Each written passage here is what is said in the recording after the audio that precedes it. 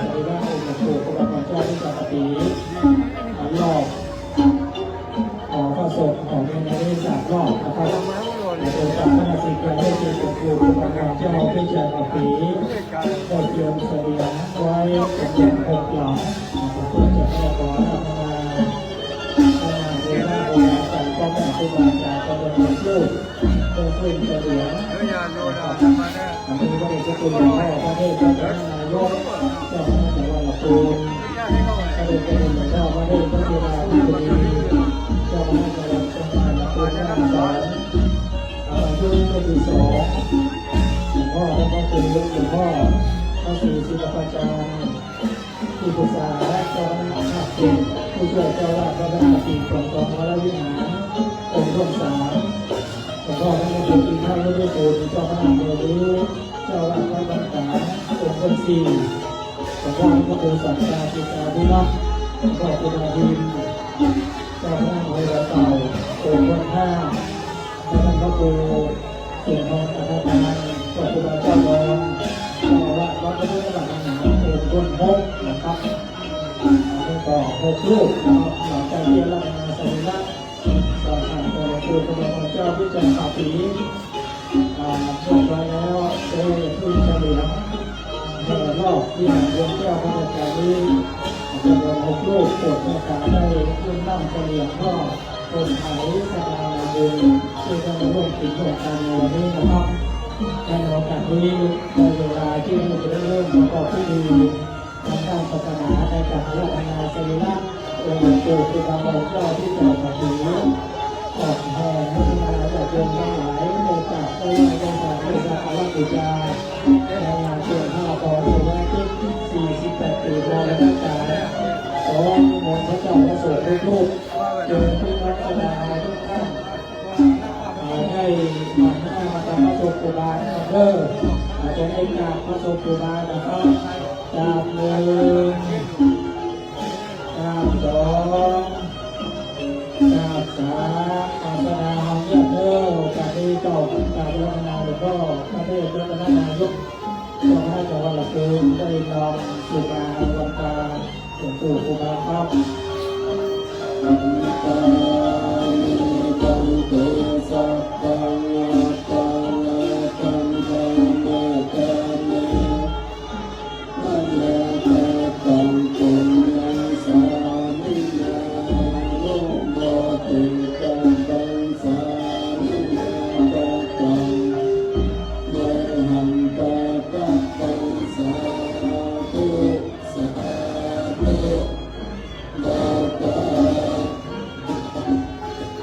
ปันเตตัปปะทังทานยังวาเมตันเตมยาตาปังปุญญังสา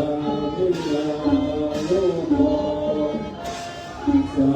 มินาตาปังปุญญังไมหังตาตาปังสาธุสาธุอนุโมทามิวันตามิตันเตสัพพังนัปปะกามะกะเมบันเตมยากะกังปุญญังสามินาเตตาปังสากังปุญญังไมหังตาตะปังสาธุสาธุอนุโมทามิ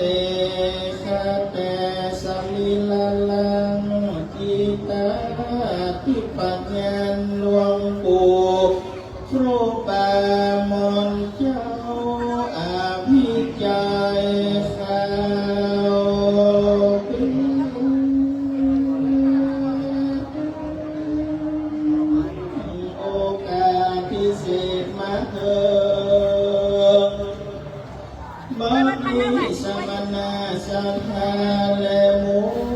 นสัทธาขัดเจ้า สียยัง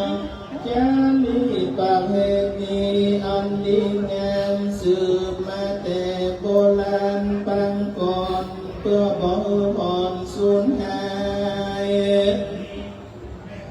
ในงานครบรอบมรณการ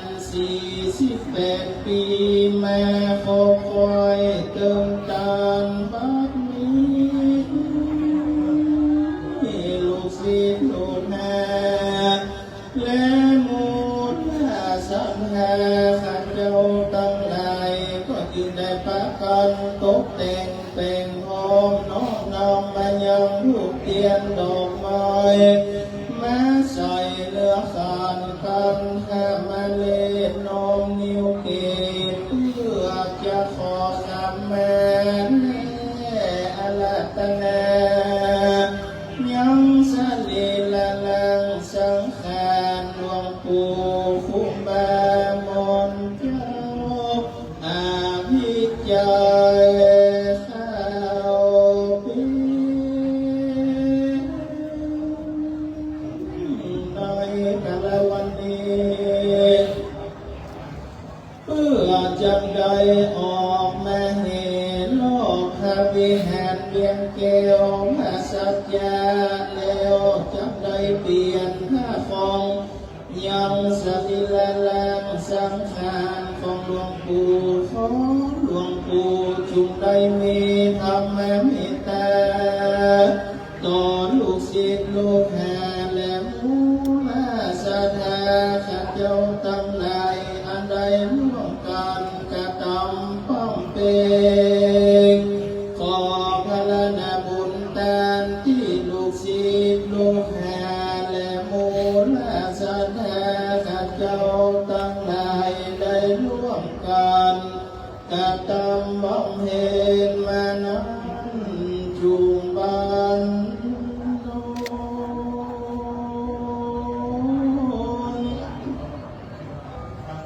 น้อมด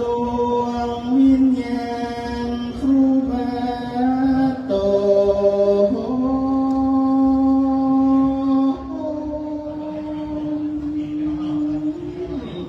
ได้คืนไป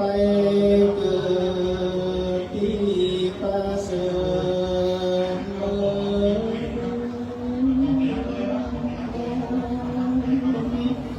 นั้นจุงจักมีเพียงแต่ดีกายกรรมังวจีกรรมังมโนกรรมัง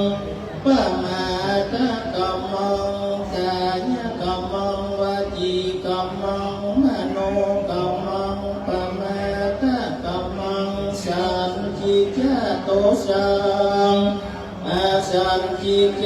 โตสังสัพพังทุสังขมันตุโน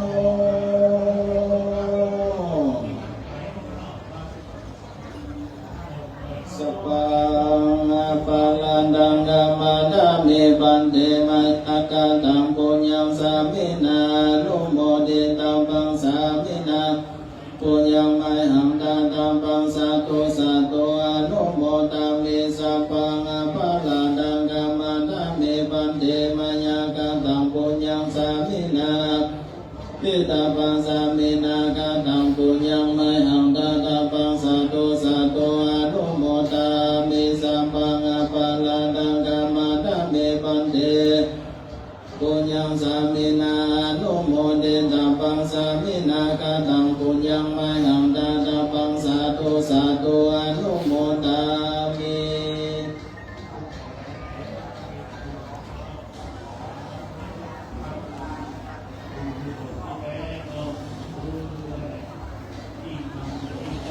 ขอบคุณการที่ได้อาราธนาสรีระสาขา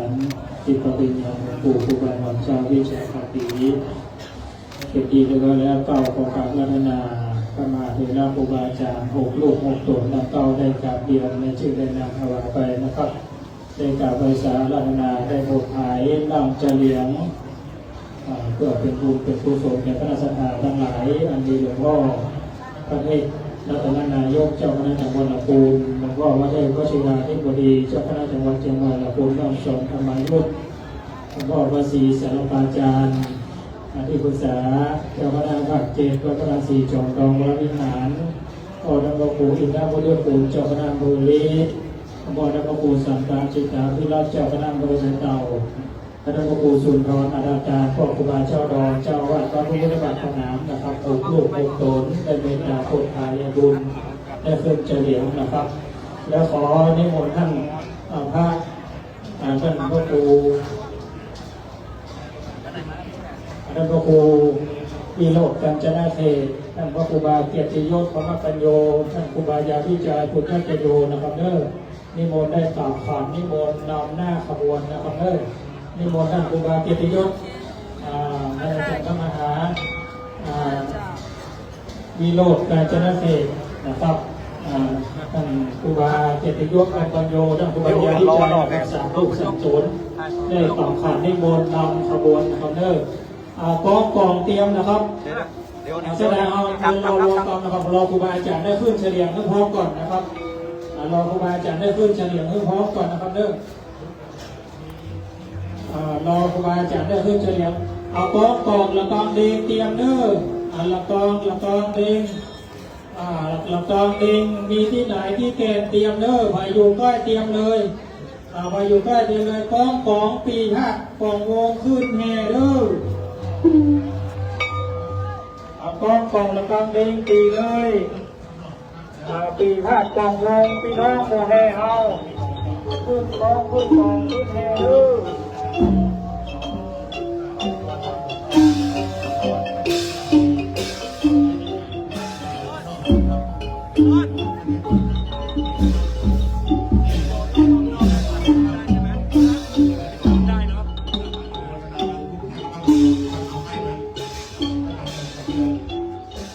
ตอนนี้ก็มีแม่หลวงแสงดอกคำแปลงนะครับบ้านผัวนะครับน้องนั่นจะเป็นตำบล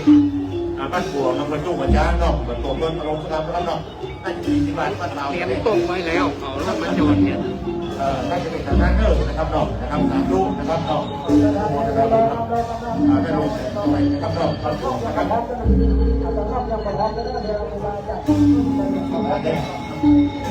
เลยครับเป็นไงครับปีก็เริ่มเราเป็นใหญ่ปีใหม่นะครับนี่ไหนครับพี่เรียกตามนี้ได้ครับเราได้สั่งน้องนะครับเราจะเอาการเราครับ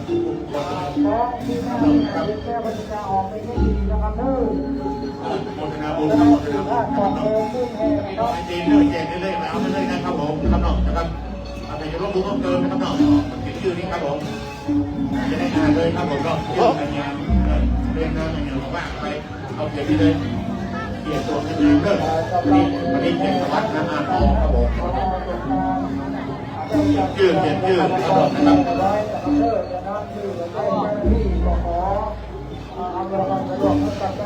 อันนั้นเขียนชื่อเรียงในซองในเขียนเรียงเนาะเรียงเท่าไหร่ตอนนี้ก็มีนะครับน้องคุณพ่อสุขปฏิเสธนะครับนายพิสูจน์เนาะที่พิสูจน์ดีเนาะนายสมุนนะครับได้ที่ตัดข่าวทำครอบครัวร่วมบุญอะไรเขาเตรียมไว้ขอรอเดี๋ยวอยากจะทำอะไรครอบครัวพ่อคุณกระเด็นโดยครับใน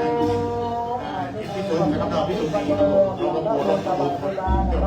ไม่บาปครับเราดูวิจารณ์ที่ได้กันนะครับน้องนะครับ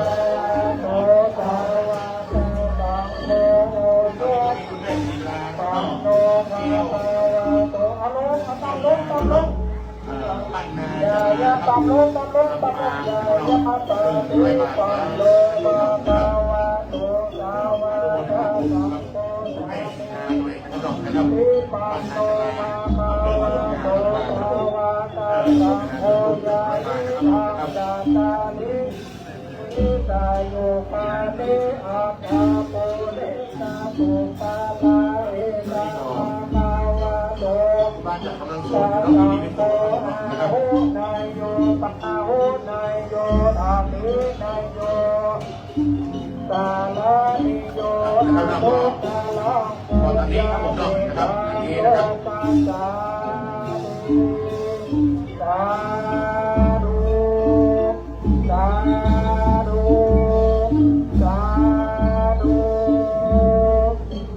น้องกระดาษออกไปแห่นะครับเด้อพี่น้องกระดาษออกไปแห่จะได้รับอุบายนะครับโอนแท้แม่เด็กพี่น้องเรื่องดีมีเรื่องค้างนะครับเด้อโอนแท้ออกไปแห่จะได้รับอุบายรอบหอเลนนะครับ3 รอบแล้วจะพูดเป็นเพียง5 โมงจะได้รับอุบายที่บนองค์เดียวนะครับเด้อ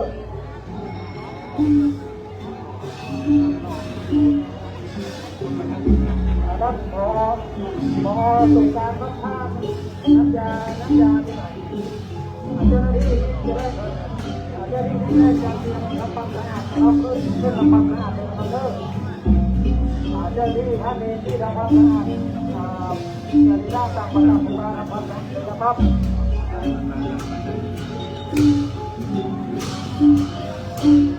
กระดาษออกเทเลอร์กระดาษออกเทเลอร์กระดาษห้ามโยนเบียดนะห้ามโยนเบียดสตาร์ทเบียดที่ห้ามโยนเด้อกระดาษเด้อเที่ยวที่ครอบครัวได้ในบ้านจะแตกนะจะบางแบงค์ดาวแบงค์ร้อยแบงค์พัน500โยนนะครับจะไปโยนสตาร์ทเบียดเด้อเที่ยวครอบครัวได้ในบ้านจะแตกนะจะมาเอาบุญมาจะได้มาเป็นปากเป็นกล่องเป็นกระดาษเด้อจะมาเอาบุญจะได้บาปนะห้ามโยนเหรียญเด้อห้ามโยนเหรียญห้ามโยนเหรียญเด้อนะเด้อบอกก่อนไปโดยห้ามโยนเหรียญ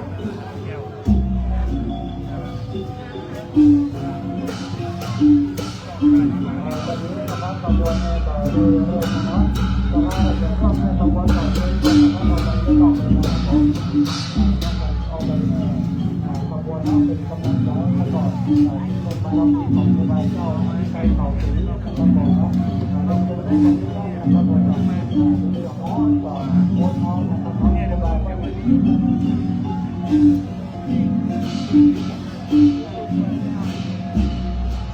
ครูบาก็มีน้ำโอนน้ำเงินนะเราทำก่อนที่ว่าเป็นลูกศิษย์ลูกหาในเรื่องไปทำงานต่อไปไปข้อทางแล้วก็ขบวนได้เลยนะครับผมการจัดการนะครับอย่างในขบวนได้นะครับผมเนาะการใส่ที่ยืนเอาประเด็นมาเท่าบนเมืองต้นเอาก่อนจะปากันตัวเพื่อที่จะเพื่อเอาการทั้งหลายนะครับเราได้จุดชมบุญญาบารมีของพระเจ้าพระเจ้าเขาศรีนะครับผมวัดกำลังชนะโสมมหาเอราลูกเสือทุกองค์นะครับ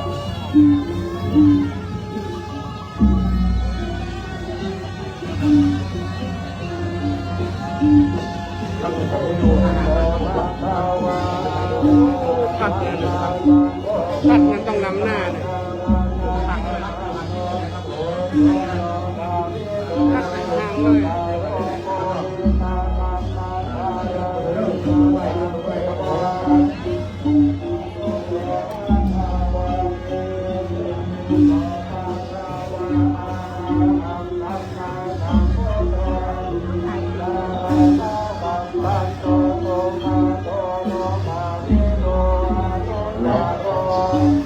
จะไปเอา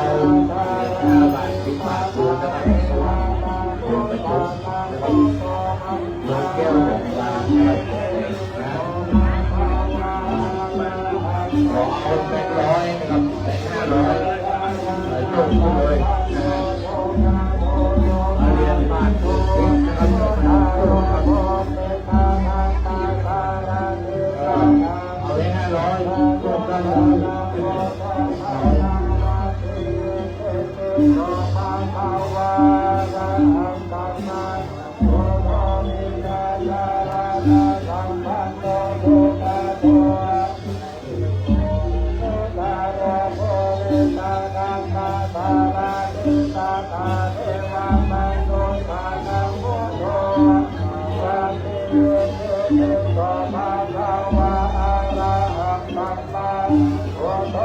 Thank you.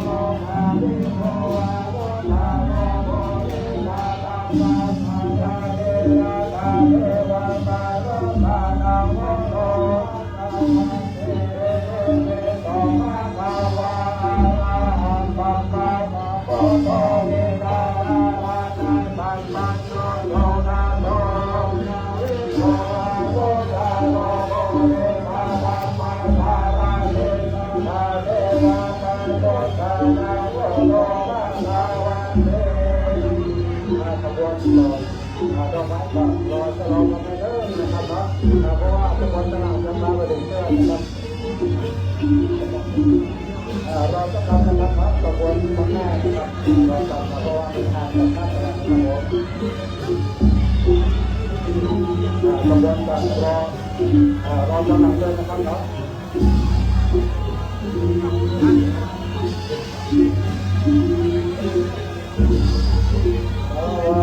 โตมาสาวาภาพันโตตัสสิเตโตอาคาริโตเรนิวาสิโก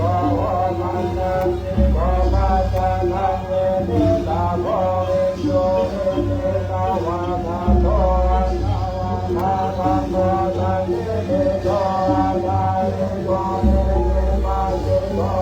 มันนัสสิโกมาจานังเวทิตาโพวิโยเวทิตาวาทาโตอาสาวาทาธัมโมตัสสิเตโตอาคาริโตเรนิวาสิโกมันนัสสิโกราชาธัมเวทิตาโพวิโยเวทิตาวาทาโตอาสาวาทาธัมโมตัสสิเตโตอาคาริโตเรนิวาสิโกมันนัสสิโกราชาธัมเวทิตาโพวิโยเวทิตาวาทาโตอาสาวาทาธัมโมตัสสิเตโตอาคาริโตเรนิวาสิโกมันนัสสิโกราชาธัมเวทิตาโพวิโยเวทิตาวาทาโตอาสาวาทาธัมโมตัสสิเตโตอาคาริโตเรนิวาสิโกมันนัสสิโกราชาธัมเวทิตาโพวิโยเวทิตาวาทาโตอาสาวาทาธัมโมตัสสิเตโตอาคาริโตเรนิวาสิโกมันนัสสิโกราชาธัมเวทิตาโพวิโยเวทิตาวาทา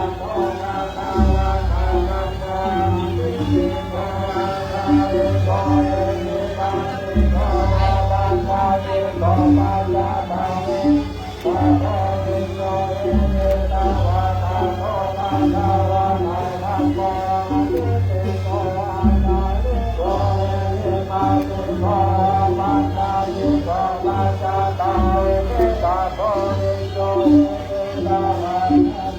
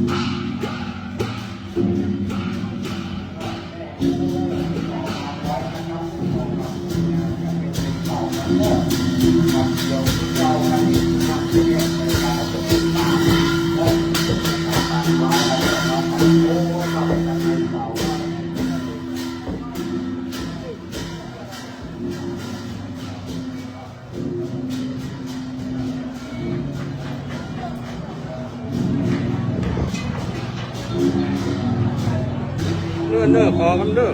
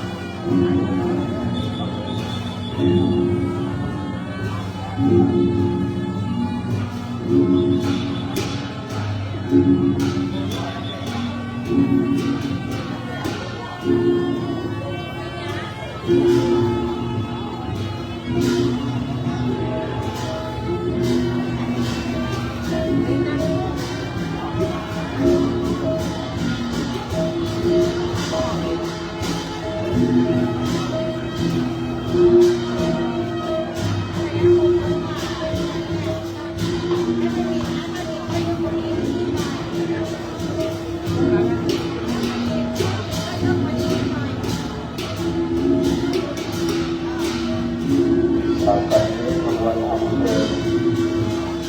อาบริหารต่อไปแล้วนำโดยท่านผู้ว่าราชการจังหวัดลำพูนนายวัฒน์ไทยภูมิว่าการจังหวัดลำพูนท่านโดยประสบครับนายว่าราชการจังหวัดลำพูน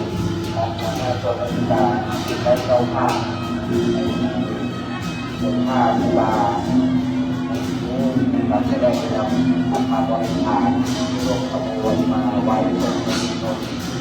และเรียบร้อยแล้ว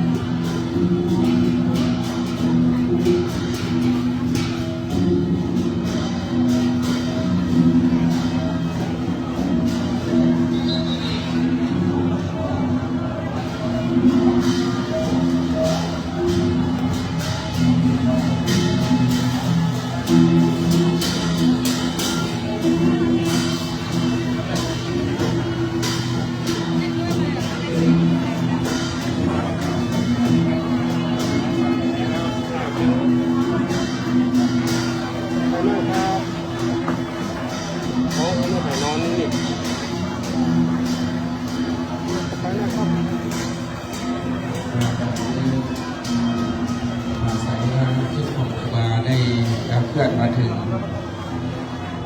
วงหลวงได้เด้อพี่น้องสัมมาพระสงฆ์สามเณรได้สวดสุปฏิปันโนพร้อมกันเด้อ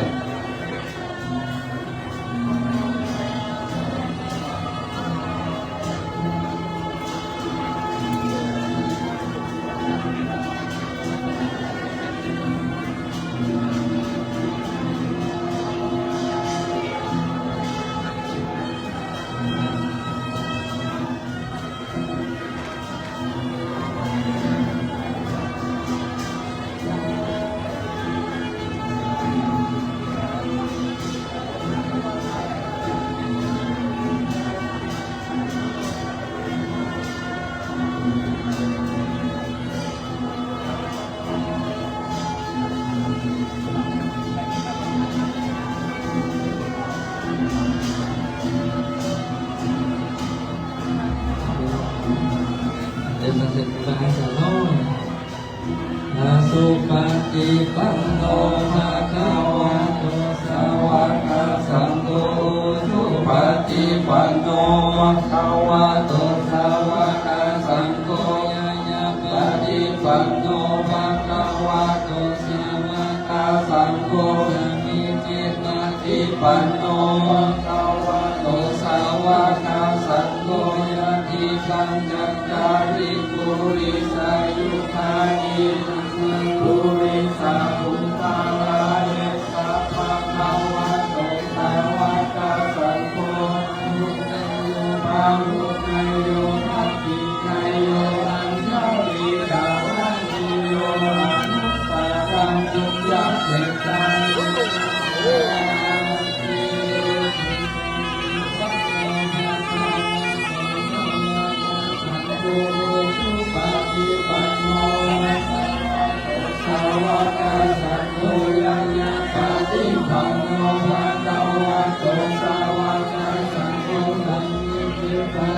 ปันโนภะวะโตสาวกสัง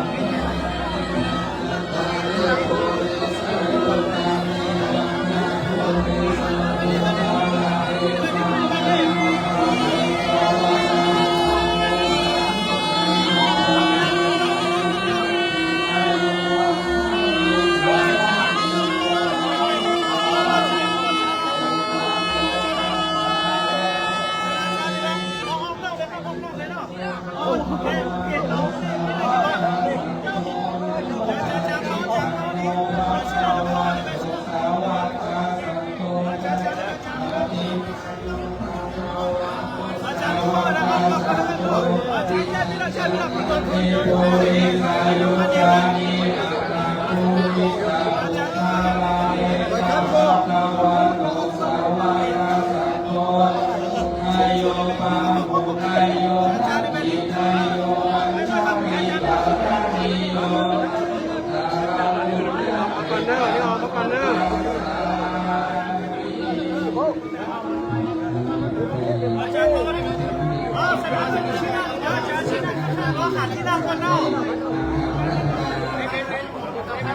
สุรศรีเจ้าอาวาสวัดบ้านไร่ดีค่ะเจ้าคณะตำบล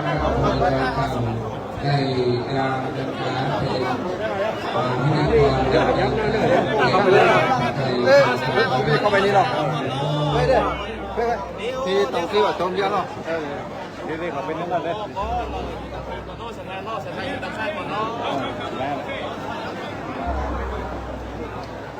เดี๋ยวสถานทูตขยะไทยรุ่นหลักให้เจ้านี้มองหน้านี้ไม่เป็นเอากระดาษชี้หน้าได้นี้ไม่น่าเป็นบอลไม่น่าเป็นบอลเนอะคุณเนี่ยที่เรา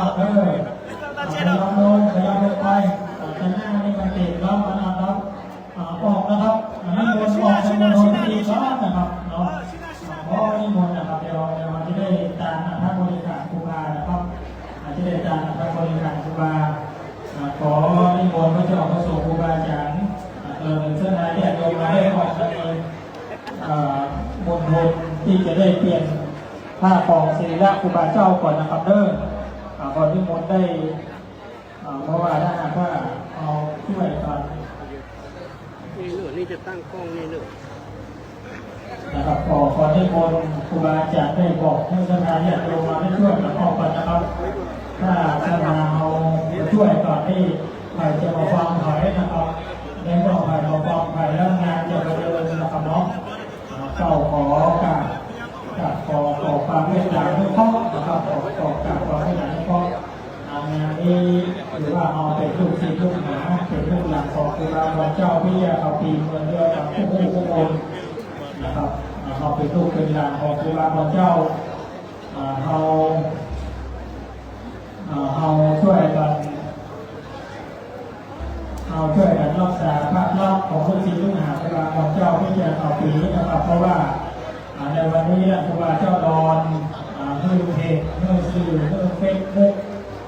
ออนไลน์ต่างๆมาถ่ายทอดสดนะครับไปทั่วทุกที่ทุกทางนะครับเนาะดังนั้นพี่น้องสถานที่อยู่ทางบ้านจองเปิดห่อตามกล้องตามไลฟ์สดตามเพจเฟซบุ๊กก็จะทำเพื่อ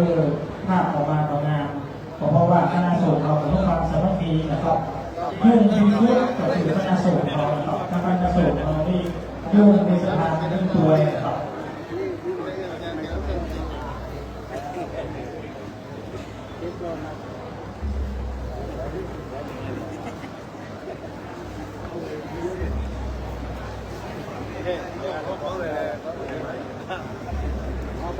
ซึ่งในขณะที่เรารอเวลาสักพักหนึ่งนะครับเพราะว่าตอนนี้สถานที่ก็ยังพร้อมนะครับกำลังจัดเตรียมสถานที่แล้วก็เข้ามาในร่างครูบาอาจารย์พระเจ้าพระสงฆ์กำลังทำภารกิจส่วนตัวอยู่นะครับยังมาพบกับพร้อมนะครับ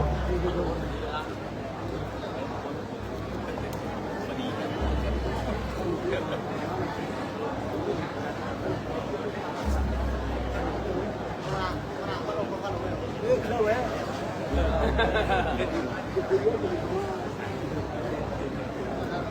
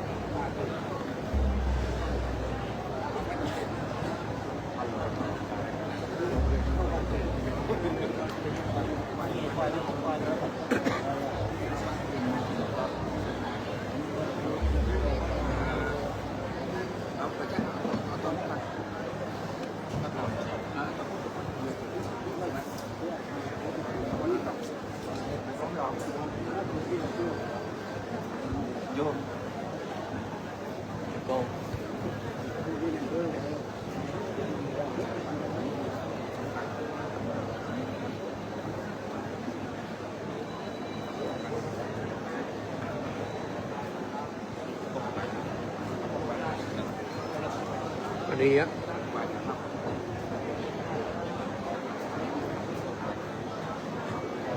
นี่เนอะนานอุ้ยคนห้ามอยู่นี่เนอะถ่ายนี่พอดี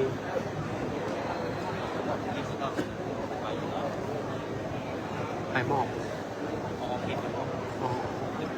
ก็ในช่วงขณะที่รอเวลานี้ก็จะได้ขอกราบเรียนถวายกำหนดการคร่าวๆและขอแจ้งกำหนดการคร่าวๆให้พี่น้องได้การญาติโยมท่านทั้งหลายถ้าทุกอย่างพร้อมนะครับเราจะได้อาราธนาสรีระหลวงปู่ครูบาวัดเจ้าพิจิตรปักปีได้ขึ้นนอนบนโต๊ะดีและทำพิธีเปลี่ยนผ้าครองสรีระของครูบาวัดเจ้าพิจิตรปักปีด้วยนอนบนแท่นนะครับที่จัดเจ้าหน้าที่ได้จัดเตรียมไว้หลังจากที่ได้รับงานสรีระหลวงปู่ครูบาวัดเจ้าพิจิตรปักปีได้นอนบนแท่นเปลี่ยนผ้าครองเรียบร้อยแล้วจะได้ตามอัฐบริขารในการตามอัฐบริขารนี้จะได้ขอเชิญเจ้าภาพผู้คณะนะครับได้เข้าเกณฑ์อัฐบริขารถวายตามในด้านครูบาเจ้าพิจารณาผีโดยเราจะได้เกณฑ์ที่สรีระหลวงปู่ครูบาเจ้าพิจารณาผีหลังจากที่เกณฑ์ที่สรีระหลวงปู่ครูบาเจ้าพิจารณาผีแล้วก็จะได้จากอาราธนาหลวงพ่อท่านพระครูสันตจิตาภิรัตน์หลวงพ่อครูบาเจ้ายิงนะครับเจ้าคณะอำเภอแม่เต่าซึ่งก่อนเป็นครูบาอาจารย์และเป็นลูกศิษย์ลูกหาของครูบาเจ้าพิจารณาผีเป็นครูบาอาจารย์ของครูบาเจ้าดอนนะครับได้ก่อนปอนได้หลวงปู่ครูบาเจ้าพิจารณาผีหลวงพ่อครูบายิงได้ก่อนปอนโดยใช้ตะลปอนทอดขาวของครูบาเจ้าพิจารณาผีแล้วเราจะได้ทำพิธีจุดธูปเทียนบูชาพระรัตนตรัยไหว้พระสมาทานศีลนอกศีลหลังจากที่นอกศีลเรียบร้อยแล้วจะได้ทำพิธีเปลี่ยนผ้าครองสรีระในช่วงขณะที่เปลี่ยนผ้าครองสรีระนั้นก็จะได้กราบพระนาพระสงฆ์ได้สวดปาฏิกาพระสงฆ์สวดปาฏิกาแล้วจะได้โอกาสเป็นการเราจัดเป็นการครบ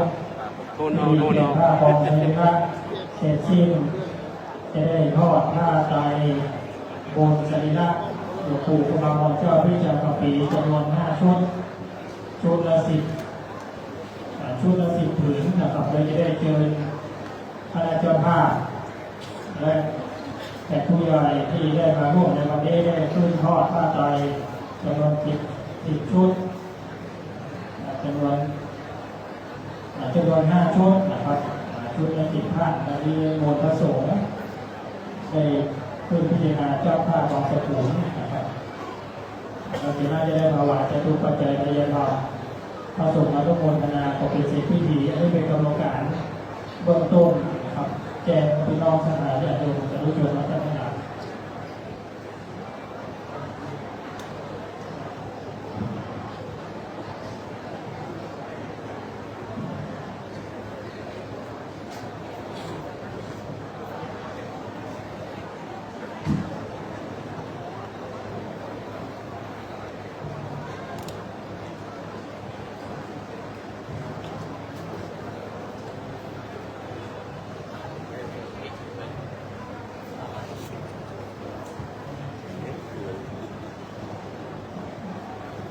ฝันไม่คง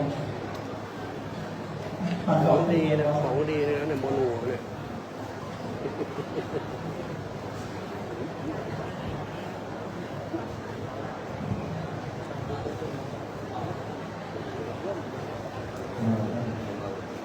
ปุ๊บ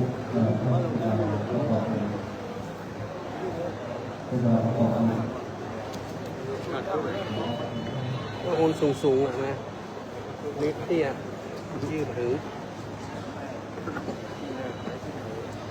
ยืดถึงไหนวะยืดถึงเรามันเตี้ยถึงไหมนี่ก็มาถึงนะคนสูงๆคนตัวไหนวะ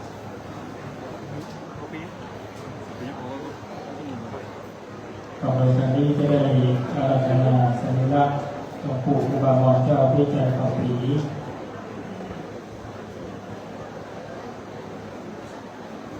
โดยที่ได้กราบอาราธนาครูบาก็ขอบคุณนะครับได้โอกาสอาราธนาครูบาวรเจ้านะครับ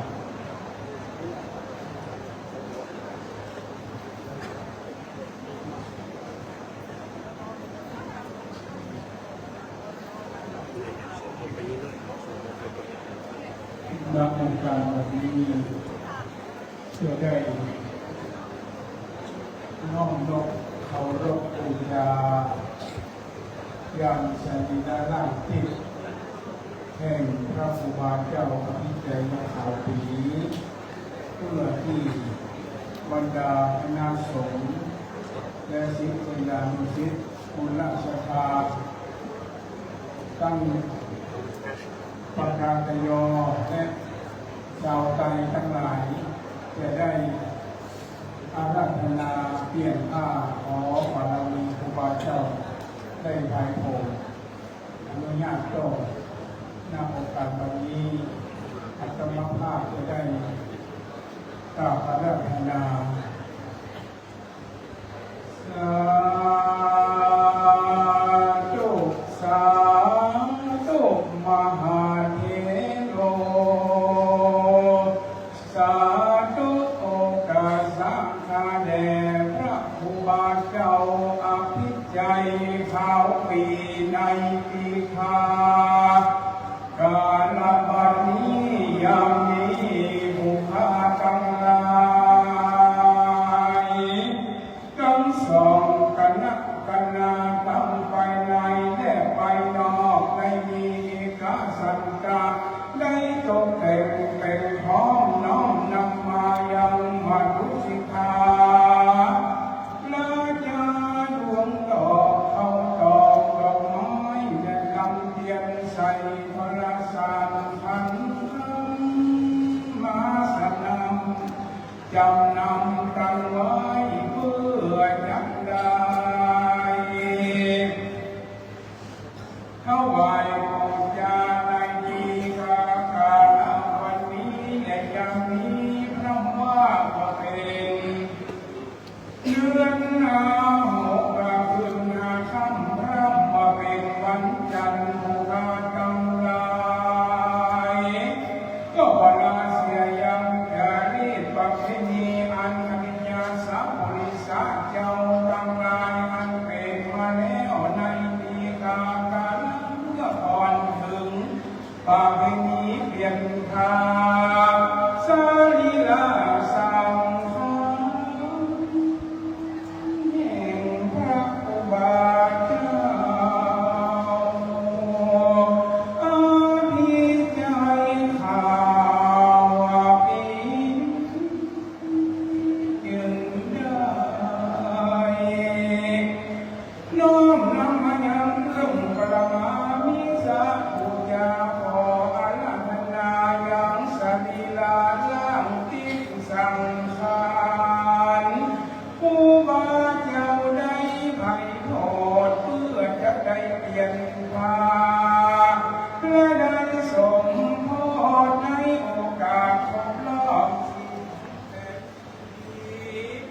แห่งการมรณภาพแห่งพระครูบาเจ้าว่าสันนิเทศดีโดยเหตุนั้นว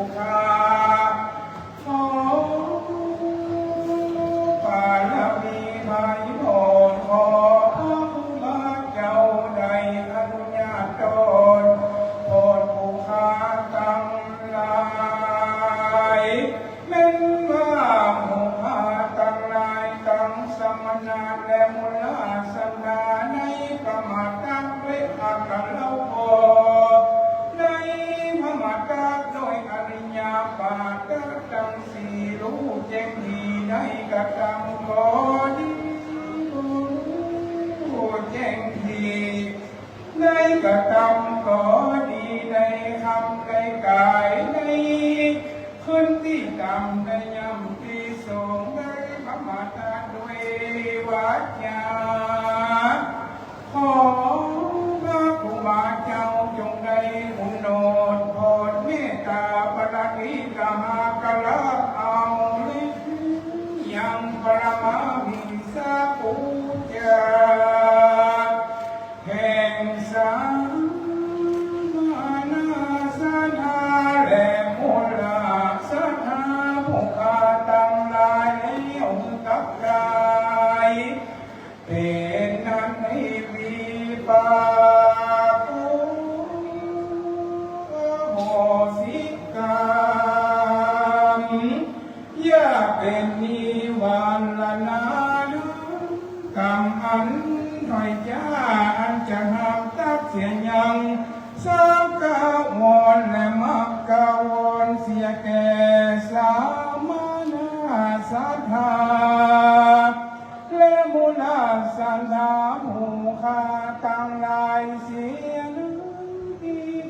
กาลบัดนี้ในยามนี้ขอพระครูบาเจ้าอาภิจายาข่าวปีในภายโพแผ่ปารมีปกห่มงำรักษายังมูลาสนาตังสมนาสันธาและมูลาสัทธาภูคาตังกังปัจจานันลากังให้ฟ้าแลไก่เมืองกังบ้านเมืองกังลายเมื่ออยู่เย็นเป็นสุขสนีตีขาเตียงเก้าจงเนื้อและเย็นใจสาธุอินาสาธุสุขสำราญบันใจได้อยู่กินอยู่การอยู่กำจูวลพุทธศาสนาคือการกรุงรุ่งเรืองสะเทืองบานงามไปขนาดต่อเต้าเยาวาจีวังน้ำจุงจักมีเพียงแต่ดีนิกายตัวเลวัจีตัวเลมโนตัวเลสังกิจจโตสังกิจจโตสังสัพพังโตสังสัมมันตุโนสาธุสาธุสาธุขอบารมีครูบาเจ้าได้โปรดไถ่ยังสมณะสันธาและมุลสันธาวันนี้จะได้อาราธนาสรีระร่างที่ขึ้นสู่เต้นบรรลังการเพื่อที่จะได้ทำพิธีเปลี่ยนผ้าในปีพุทธศักราช2568เป็นลำดับไป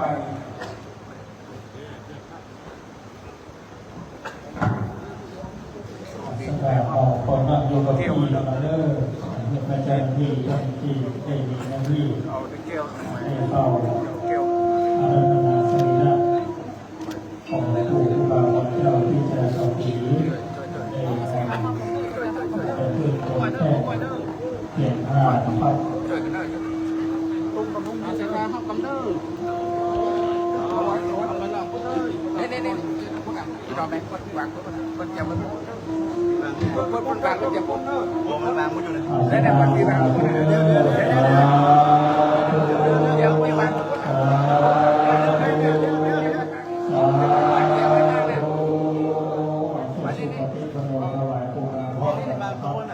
สุปฏิปันโนภะคะวะโตสาวกสังโฆสุปฏิปันโนภะคะวะโตสาวกสังโฆยะปฏิปันโนภะคะวะโตสาวกสังโฆสัท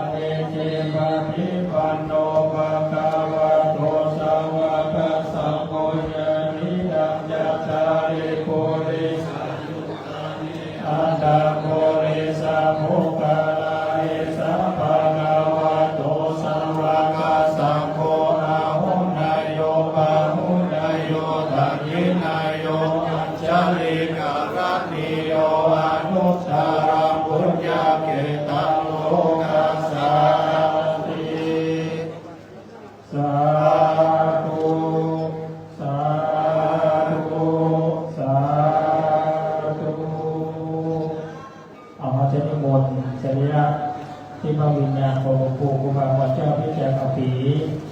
ไปนอนบริสถานบนแต่งแก้วนี้ก่อนนะครับเพราะว่าเราจะได้ถวายอาภาบริการพี่น้องสถานที่อยู่ด้านหน้าที่นั่งลงถ้าก่อนนั่งก็จะได้ไปยืนตลอดนั่งลงที่นั่งสนามก็ต่อถ้าบอกจะยืนนี่ไปยืนตลอดพี่น้องตลอดที่ก็นั่งก็ไม่พอเข้ามานั่งลงหลายช่วยมันดีนะเราไม่ยอมพูดกำลังการนี้จะได้เชิญคณะเจ้าภาพได้ก็น้อมถวายอาภาบริการท่านหลวงปู่ครูบาวัดเจ้าพิจารณาปีนะครับวันนี้เจริญพรโยมก็จะเลือกกันตานฤมิตกุลนะครับได้เป็นตัวแทนของครอบครัวกันตานฤมิตกุลเชิญโยมพ่อจะเลือกนะครับได้เข้ามาที่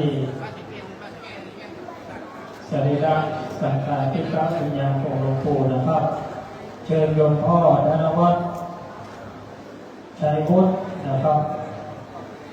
เชิญโยมพ่อธนวัฒน์ชัยพุทธนะครับดีเจธนวัฒน์พลเมือง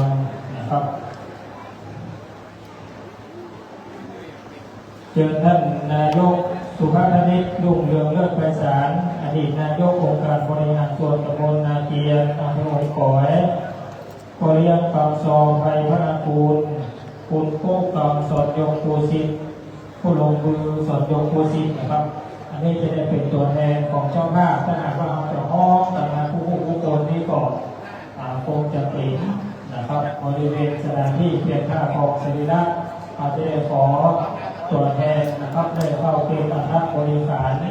ที่สรีระหลวงปู่ครูบาวัดเจ้าพิจารณาปีนะครับแล้วการนี้เราจะได้ขอกราบพระราชนาหลวงพ่อท่านพระครูสันตจิตาภิรัตน์เจ้าคณะอำเภอเจ้าหลวงพ่อครูบาทินนะครับได้โปรดเมตตาได้ให้พรแต่ง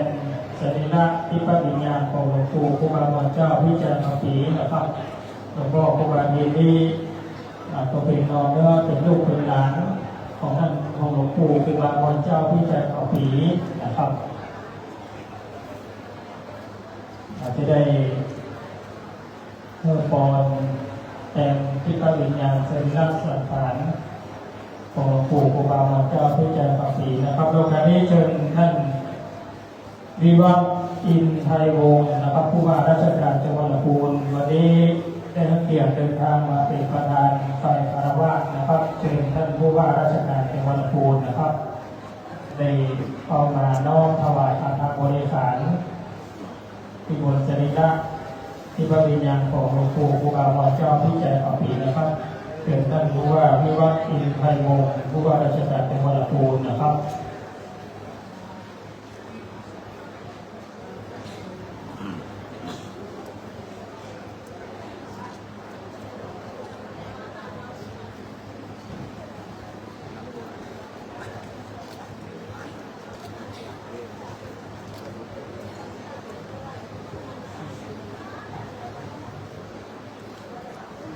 เชิญคุณขจรแก้วทิพย์นะครับเชิญคุณขจรแก้วทิพย์เลยนะครับอันนี้ก็เป็นถือว่าเป็นนักประชาสัมพันธ์งานบุญประเพณีเปลี่ยนผ้าของสรีระทิพย์ครูบาวัดเจ้าพิจารณาปีนะครับเป็นน้อมถวายอาภาบริการที่บนสรีระ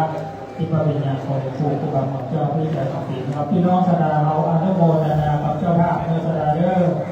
อนุโมทนาพร้อมกับเราเป็นที่สรีระครูบาเลยนะครับเป็นที่โต๊ะเป็นเอาสถานที่อยู่ใกล้อาภาบริการยกโต๊ะอาภาบริการ1 2 3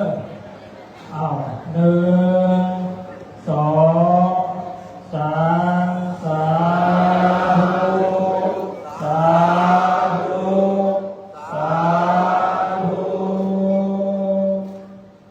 10เอาสถานเอาปอนเดอร์พอครูบาทีจะได้เป็นตัวแทนเป็นจะได้ผ่อนปอนแต่ที่พระวิญญาณของหลวงปู่ครูบาวัดเจ้าพิจารณาปีนะครับโดยที่ใช้พระแต่ละปัดที่ติดที่มือของครูบาเจ้านะครับยะถาวะริวะหาปุราปริปุเรนติสาคลังเอวะเมวะอิโตทินังเปตนังอุปกปปติอิสิตังป ติตังตุมังคิปะเมวะสเวนันตุตะเสปุเรนตุสังฆะปะจันโตปนันโสยตานิโสติปะโสยตากายกรรมังวะจิตกรรมังมโนกรรมังปฏิจจโตอาสัมพุทธโตสัมภวันโตตัสสะปะเยโลกาติกาอุโภสหัสเปยันติปิสปิติโยวัสันตุปะทะโลโกวินัสสันตุเทภวันตันตรโยสุขีติกายุโกภวะอภิวัตนาสิริสามิจังมุตตะปัจจายโนจัตตารโอธรรมะอุตตันติอายุวโนสุขังภะลัง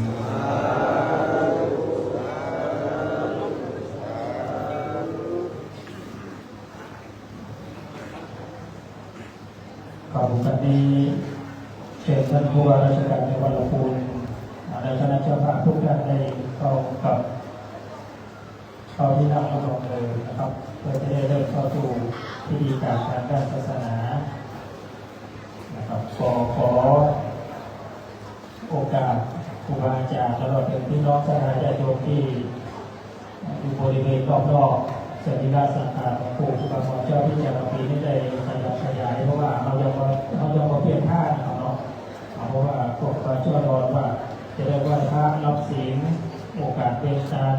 สวดมาติกาเสียก่อนนะครับแล้วเราจะทำที่เปลี่ยนท่านะครับเพราะว่าถ้าหากว่าเปลี่ยนท่าตอนนี้การโอกาสเป็นการสวดมาติกานี่จะยุ่งนะครับจะยุ่งพิธีแล้วมันจะเอาให้แล้วปฏิจจ์ติยานะครับเด้อ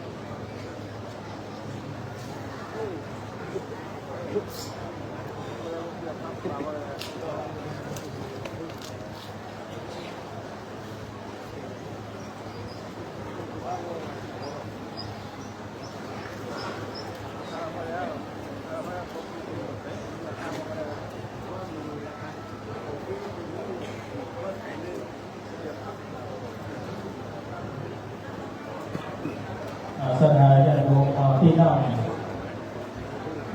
งตามไปติครูบาเจ้าที่ทุเรียวขอโอกาสเพื่อท่านครูบาอย่าวิจัยนะครับขอเพียงสถานที่นั่งไปติครูบาเจ้าเพราะว่าเพื่อจะก่อนที่จะเข้าสู่ที่นี้จะได้มอบโล่ถวายครูบาเจ้าดอนครับด้วยส่วนบางงานเป็นพื้นที่การศึกษาประถมศึกษาหลักสูตรเกรด2นะครับวันนี้ก็ถือโอกาสจะได้ถวายโล่พระสงฆ์ผู้รับผู้ประโยชน์ผู้สร้างผู้ประกอบการเป็นนักปุ่นหน่อยไก่ลำเป็นนักปุ่นหน่อยไก่หมูไก่ลำเจ้าดอนได้มอบกับกลุ่มตามที่ชวนออยครูบาเจ้าพิจารณาปีได้ไปสร้างโรงเรียนบ้านกงแดงอำเภอจงหวัดจังหวัดลำพูนสร้างถนนนะครับครูบาเจ้าพิจารณาปีครูบาเจ้าวงได้ไปสร้างโรงเรียนกงแดงไว้ทีนี้ก็ด้วยอายุการภาษาสมบูรณ์ชื่นชมหกตาต่อเดินทางไปลำบากตามท่านผู้บริการก็ได้มากราบเรียนท่านครูบาเจ้าดอนกับพาลูกศิษย์ลูกหาไปสร้างไปแปลงอาคารเรียนตัดถนนสร้างถนนถนนเข้าโรงเรียนนะครับตามสำนักงานเขตพื้นที่การศึกษาประถมศึกษาลำพูนเขต2คุณงานความดีนี้ก็เลยมอบโล่ถวายแด่พระสงฆ์ผู้สร้างผู้อุปการทางด้านการศึกษาท่านท่านครูบาเจ้าดอนนะครับ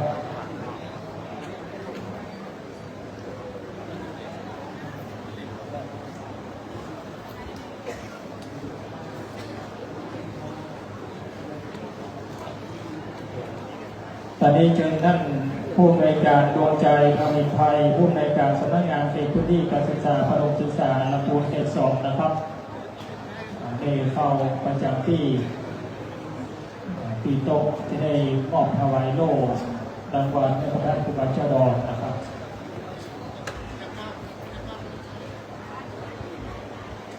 และการมอบถวายโล่ผู้สร้างคุณอุปการทางด้านการศึกษาโดยสำนักงานเขตพื้นที่การศึกษาประถมศึกษาลำพูนเขต 2ได้ร้องถวายท่านพระครูสุนทรนาฏการเจ้าคณะตำบลนาทรายเขต 2เจ้าอาวาสวัดพระพุทธบาทสนามนะครับ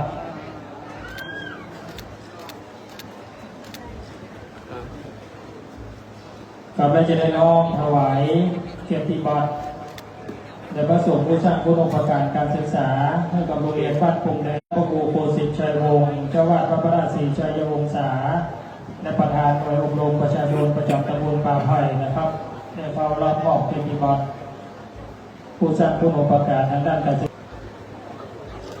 ขอประกาศนิมนต์ท่านพระครูบาลาวิจัยปุญญจโยท่านครูบาลาวิจัยสำนักสงฆ์ห้วยม่วงใบอำเภอจอมทองนะครับได้เข้ารับเกียรติบัตรจากท่านผู้อำนวยการดวงใจทวินภัยผู้อำนวยการสำนักงานเขตพื้นที่การศึกษาประถมศึกษาลำพูนเขต 2นะครับซึ่งครูบาอาจารย์ก็ได้ไปสร้างช่วยสร้างให้กับโรงเรียนบ้านปุ่มและกลุ่มบ้านปุ่มแดงต้นกระจามนะครับและท่านหนึ่งนะครับเชิญแม่ชีวิลาสินีพระวงศ์จิตสำนักปฏิบัติธรรมพุทโธสำนักธรรมจังหวัดสระแก้วสำนักปฏิบัติธรรมพุทธบารมีรุ่งโรจน์อำเภอปากช่องจังหวัดนครราชสีมาสำนักปฏิบัติธรรมวัดเท้าจังหวัดสุพรรณบุรีเชิญโยมแม่ชีวิลาสินีพระวงศ์จิตได้เข้ารับมอบเกียรติบัตรผู้สร้างคุณอุปการทางด้านการศึกษาและผู้ให้การอุปถัมภ์โรงเรียนบ้านปุ่มแดงนะครับแม่อยู่ฝั่งนี้ครับวันนี้สำนักงานเขตพื้นที่การศึกษาประถมศึกษาลำพูนเขต 2ได้มอบเกียรติบัตรให้กับหลายๆหน่วยงานนะครับแต่ว่าการวัดพระพุทธบาทสนามจันทรศรีท่านครูบาเจ้าดอนว่าขอตัวแทนเข้ามอบเข้ารับมอบแค่4ท่านที่เหลือนั้น10 กว่าท่านและก็มอบหมายให้ท่านครูบาเจ้าดอนมอบเองนะครับต้องขอกราบขอบพระคุณในความเมตตาของท่านครูบาเจ้าดอนและขออนุโมทนาขอบคุณท่านดร.ดวงใจทวีภัยผู้ในวยการสำนักงานเขตพื้นที่การศึกษาประถมศึกษาลำพูนเขต 2ที่ได้มอบโล่รางวัลและไปเกียรติบัตรนะครับเพื่อกับผู้สร้างคุณอุปการทางด้านการศึกษาในโอกาสนี้ควรนะครับ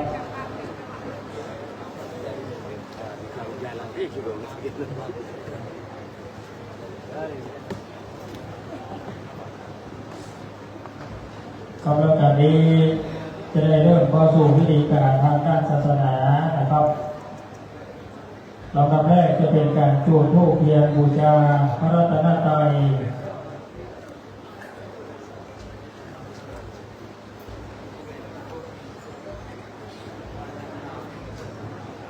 เจริญพรท่านนิวัฒน์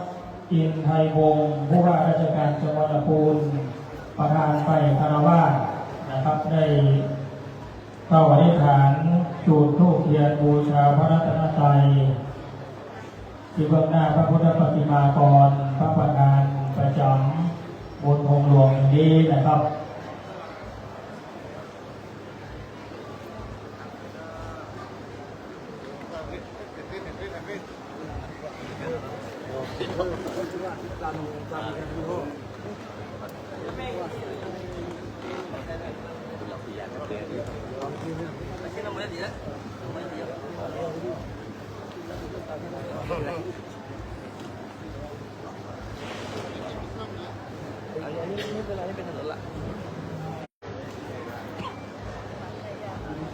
พี่น้องแสดงเบาทุกท่านได้พนมมือขึ้นนะครับเด้อท่านผู้ว่าราชการจังหวัดลำพูน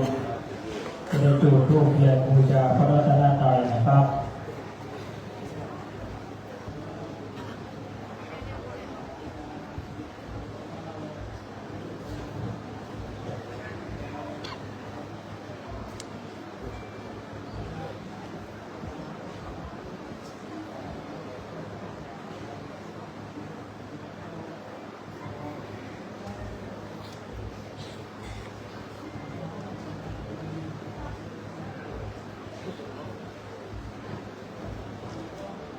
การเป็นจุดเทียนบูชานามาโลกุตระธรรมนามาโลกุตระธรรมรับเข้าเล่นนะครับท่านแรกเจริญพรยมแม่ชีวิลาสินีพระวงศ์จิตนะ นะครับได้เข้าอธิษฐานจุดเทียนบูชานวโลกุตตรธรรมเล่มที่1นะครับซึ่งโยมแม่ชีวิลาสินีมโหจิตเป็นรัตนมหาปสิกาที่ให้ความอุปถัมภ์วัดพระพุทธบาทนามให้ความอุปถัมภ์ในท่านครูบาเจ้าดอนมาโดยตลอดนะครับ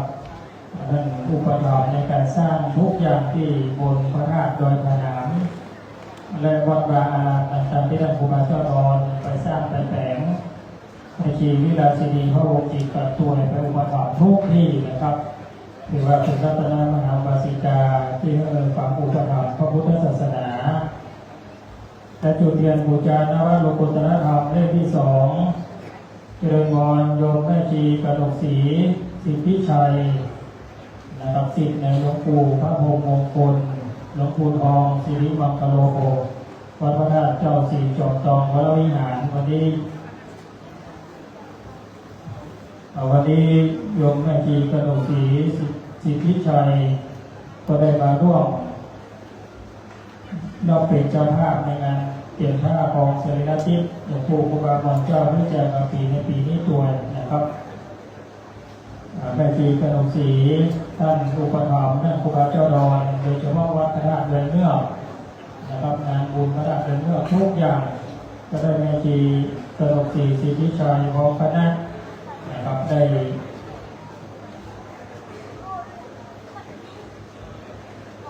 สร้างได้แต่งนะครับวัดพระธาตุเรือนเนื้อที่ท่านครูบาเจ้าดอนไปสร้างไปแต่งเจริญรุ่งเรืองรวดเร็วเพราะแม่ชีกนกศรีสิทธิชัยนำลูกศิษย์ลูกหาไปช่วยสร้างช่วยแฝงนะครับและได้มีศาสตร์เจริญพรแม่ชีนฤดีเจียมอยู่นะครับ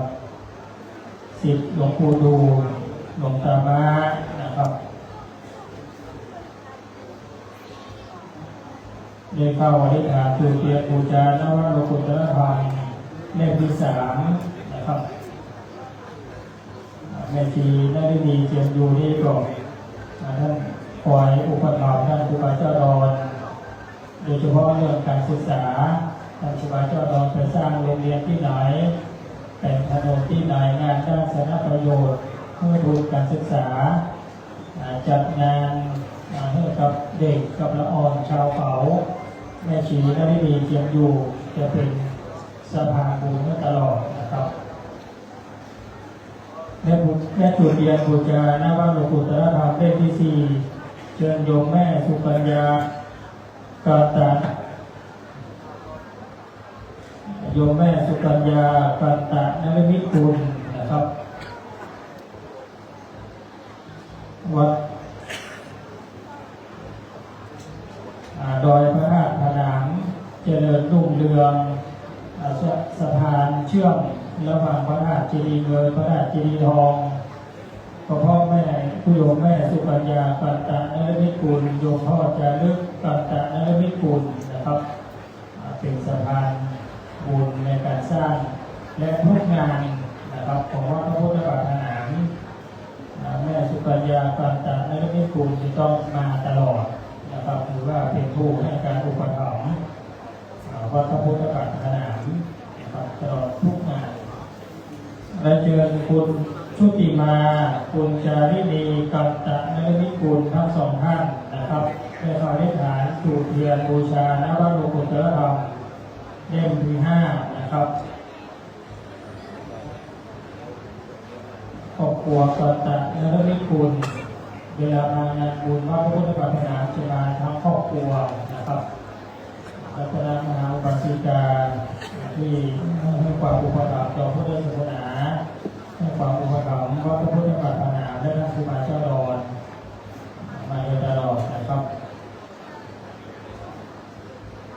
และจุดเทียนบูชานวโลกุตตรธรรมเล่มที่6นะครับเจริญพรคุณโยมวิภานามมูลอิฐนะครับสะพานบุญปีนี้โยมวิภานามบุญอิฐโยมธีรพรธีระแนวได้มาภาวนารับเป็นเจ้าภาพร่วมเป็นสะพานบุญร่วมทั้งคณะนะครับได้มารับเป็นเจ้าภาพกระเป๋าอเนกประสงค์ถวายพระสงฆ์ในงานประเพณีเปลี่ยนผ้าทองเสรีนิตหลวงปู่ครูบา เจ้าพิชัยข่าวปีจำนวน400 ชุดเชิญคุณวิพานามบุญอีกอธิษฐานจุดเทียน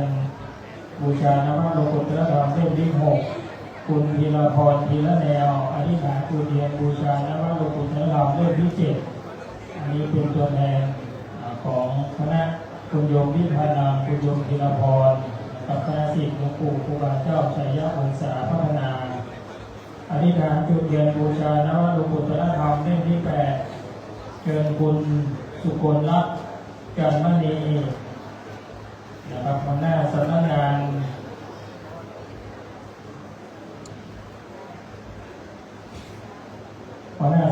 จังหวัดลำพูนนะครับเชิญคุณสุกลรัตน์จันทมณีนะครับ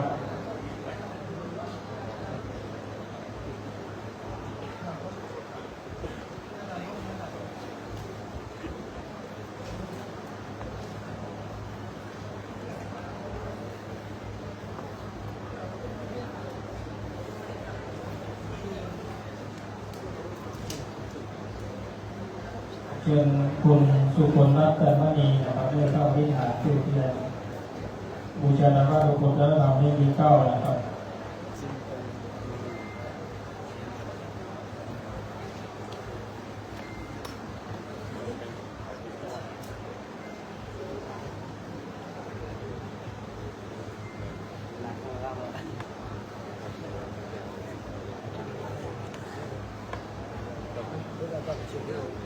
และจุดเทียนบูชา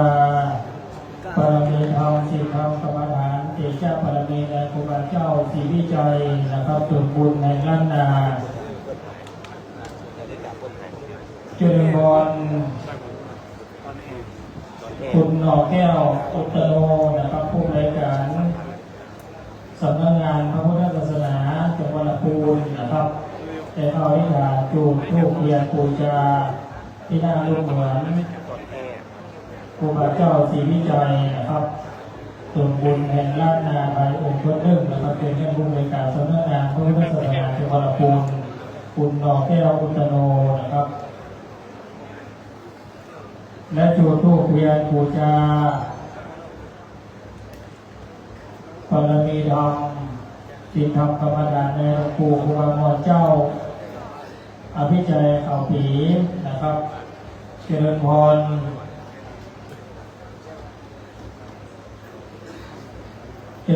คุณสุวิมล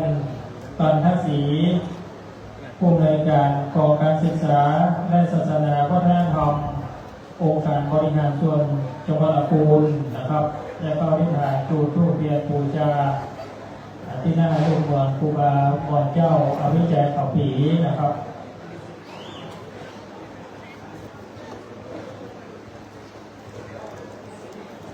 และจุดธูปเทียนบูชาปรมีธรรมหลวงปู่ครูบาเจ้าชัยพงษาพัฒนาเจริญพรดร.ดวงใจทวีไทยผู้อำนวยการ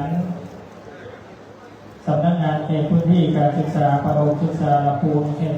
2นะครับได้เข้าพิธีจุดธูปเทียนบูชาเตชะปรมีปุญญาปรมีที่หน้ารูปเหมือนหลวงปู่ครูบาเจ้าชัยพงษาพัฒนานะครับ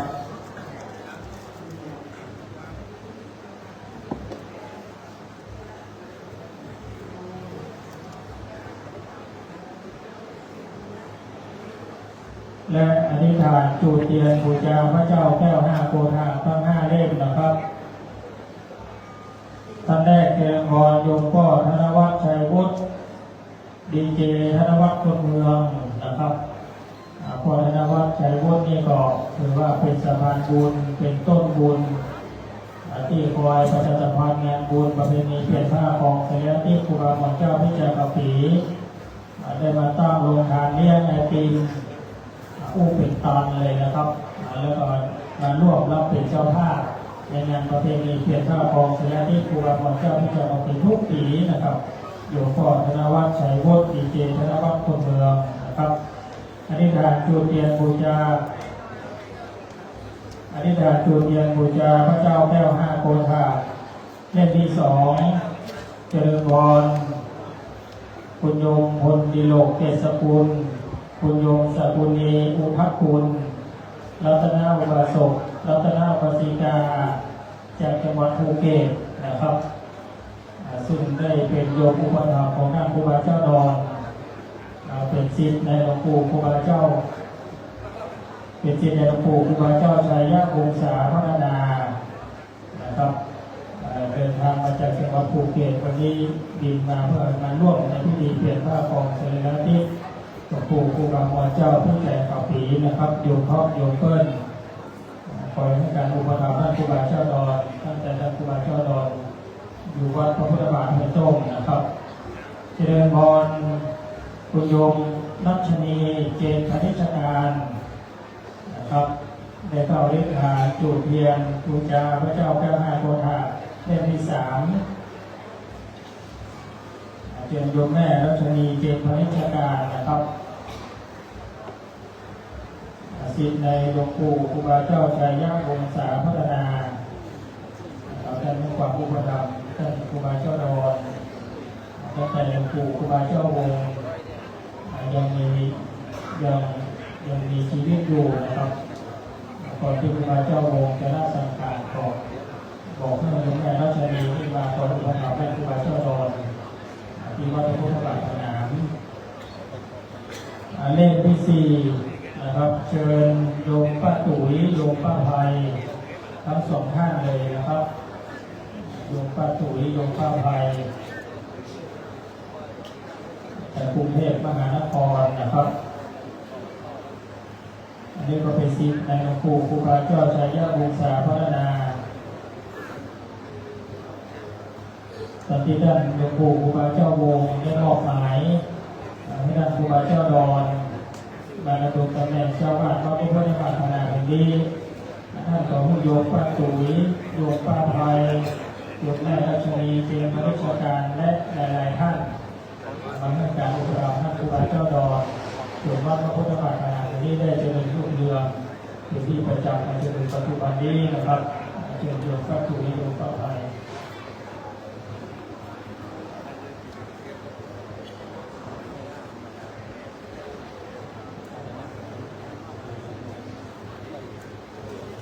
ในด้านสุดท้ายเชิญท่านปลัดอัครสัจจาใจบุญตระกูลปลัดอาวุโสอำเภอนี้นะครับได้เข้าเรียกหาจุดเทียนบูชาพระเจ้าแก้ว5 โกธาเล่มที่ 5นะครับวันนี้ท่านในอำเภอนี้ติดภารกิจนะครับได้มอบหมายให้ท่านปลัดอาวุโสอำเภอนี้ท่านอัครสัจจาใจบุญตระกูลได้เดินทางมาร่วมในพิธีเปลี่ยนผ้าครองสรีระทิศหลวงปู่ครูบามัวเจ้าที่แจกข่าวผีนะครับ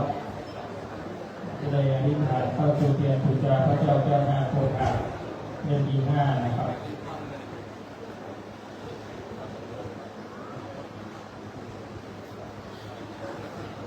โดยการนี้ได้น้อมคุณบูชาพระเจ้าแก้ว5 โกธานิมนต์ท่านพระบริการชุมพรปัญญาธโนเจ้าวาดวัดสันติสุขนะครับในโยมคุณบูชาพระเจ้าแก้ว5 โกธาก็จะได้กล่าวความบูชาพระรัตนตรัยไหว้พระครับ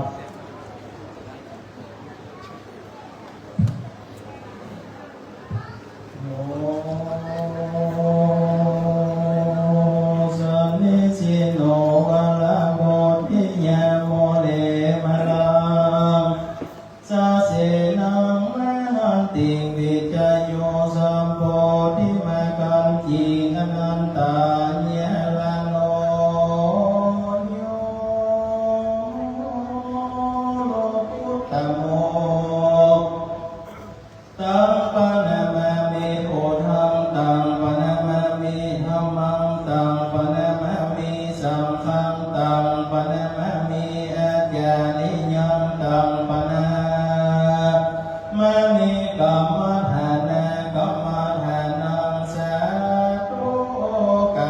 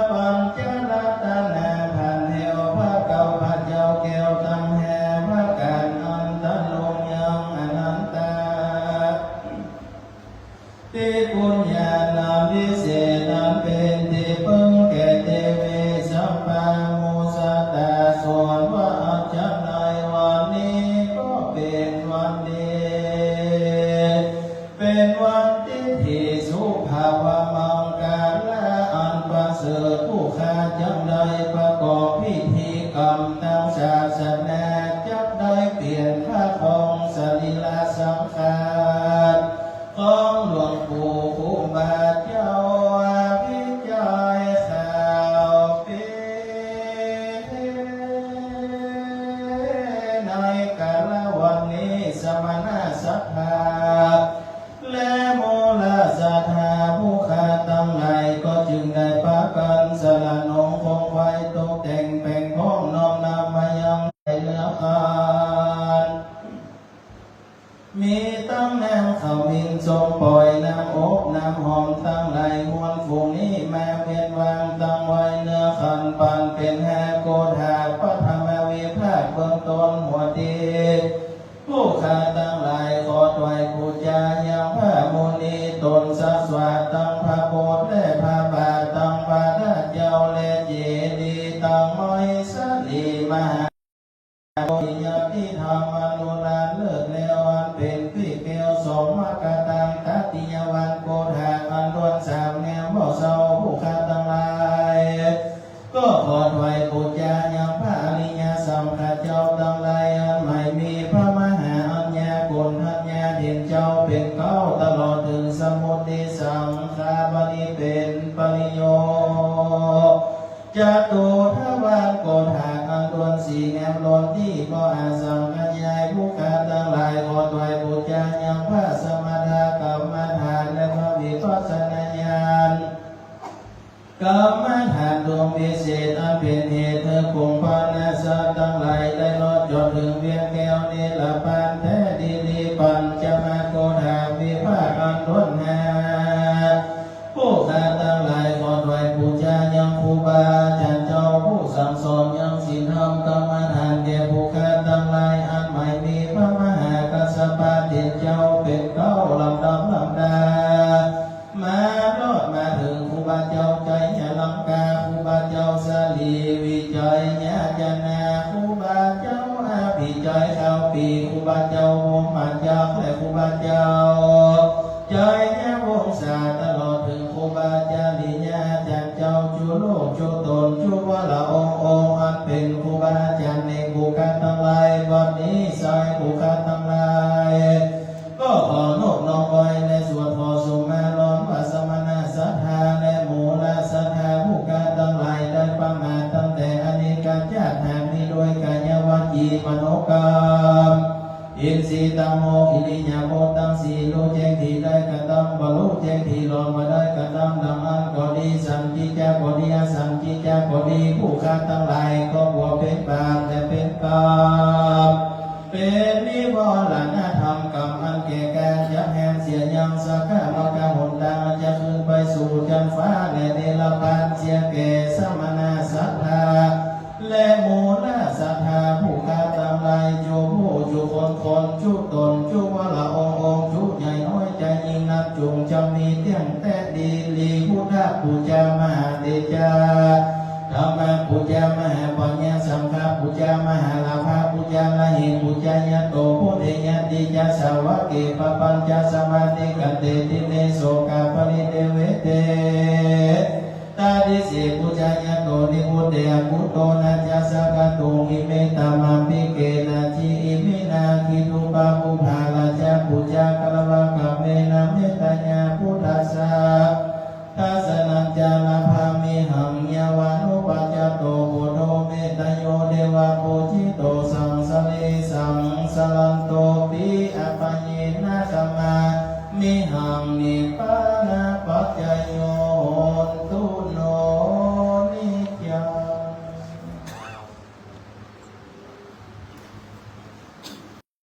งภิกขุชยาปะอิมินาสกาเลนะธัมมังนะภิกขุชยามะอิมินาสกาเลนะสังฆังนะภิกขุชยามะอะระหังสัมมา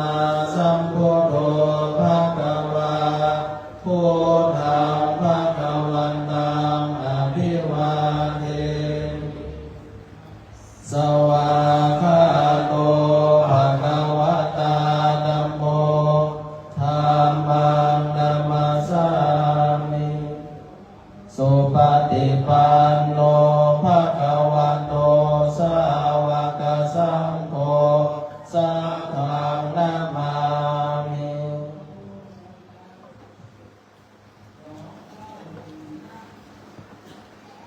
อ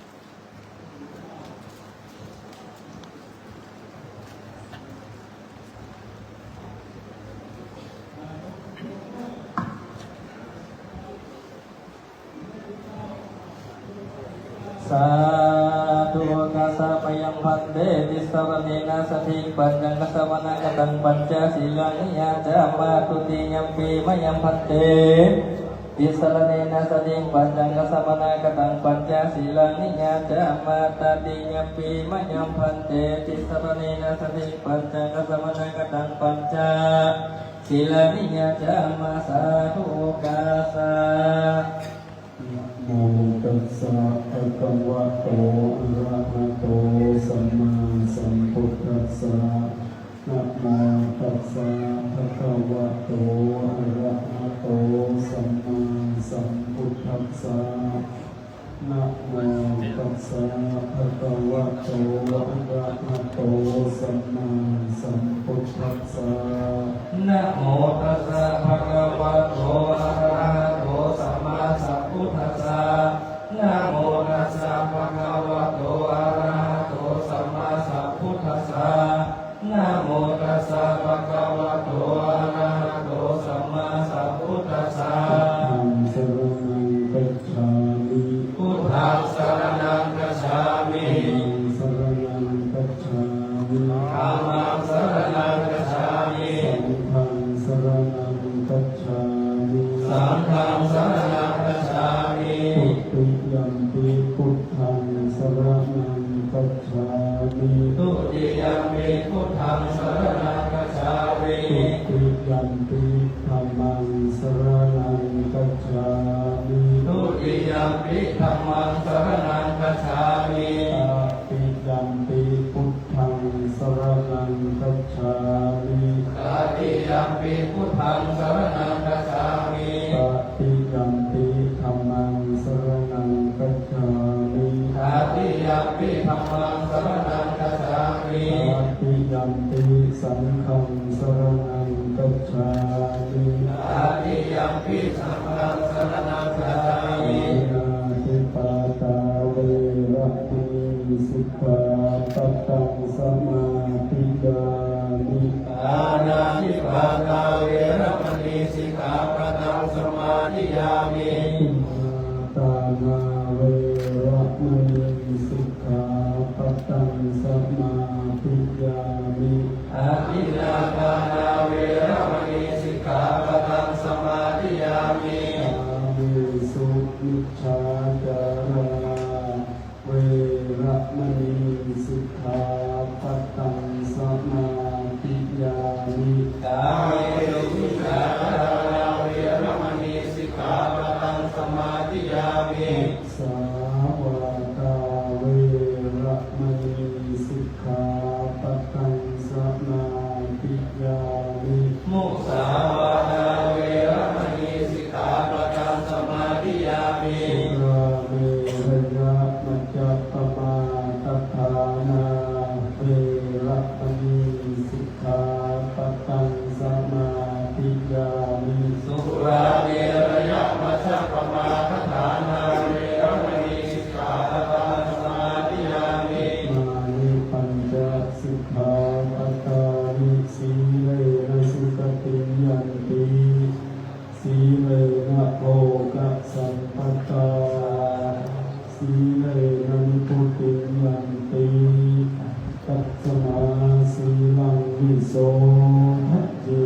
สาธุ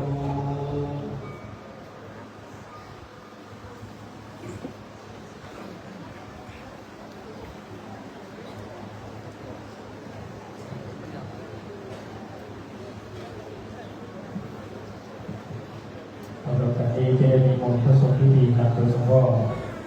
พระเดชพระคุณหลวงพ่อพระเดชรัตนนายกเจ้าคณะจังหวัดลำพูนได้นำพระสงฆ์สวดปาฏิหาริย์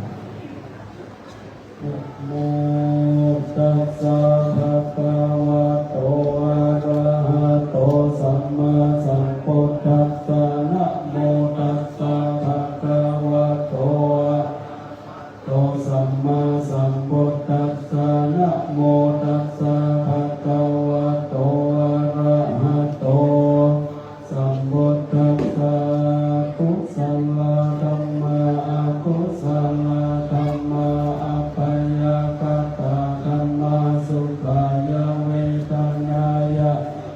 ยุตตาธรรมาทุกขายาเวทนายาสัมปยุตตาธรรมาอทุกขามาสุขายาเวทนายา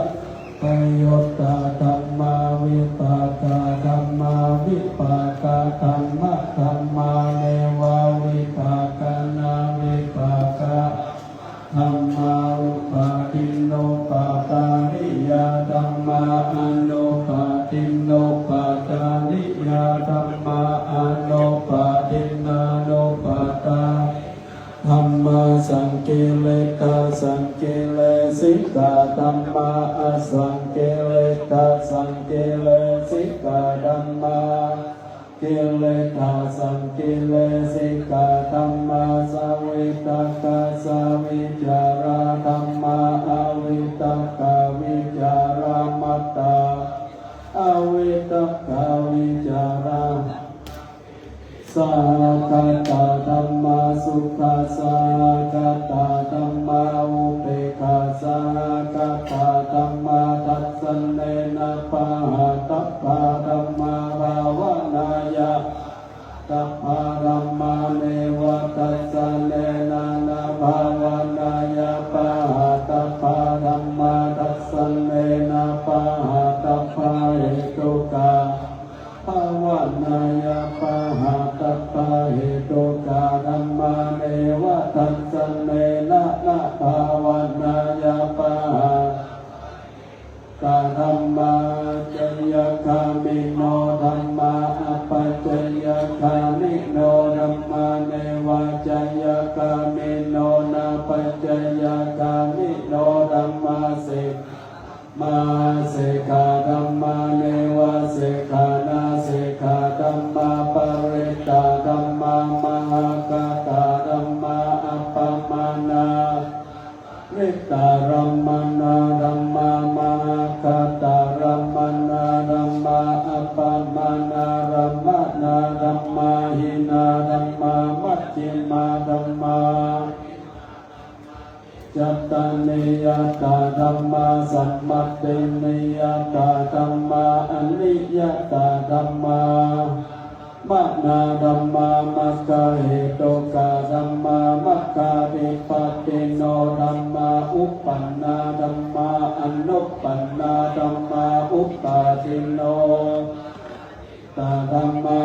นาคตาธัมมาปัจจุปันนาธัมมาอติตารัมมนาธัมมาอนาคตารัมมนาธัมมาปัจจุปันนา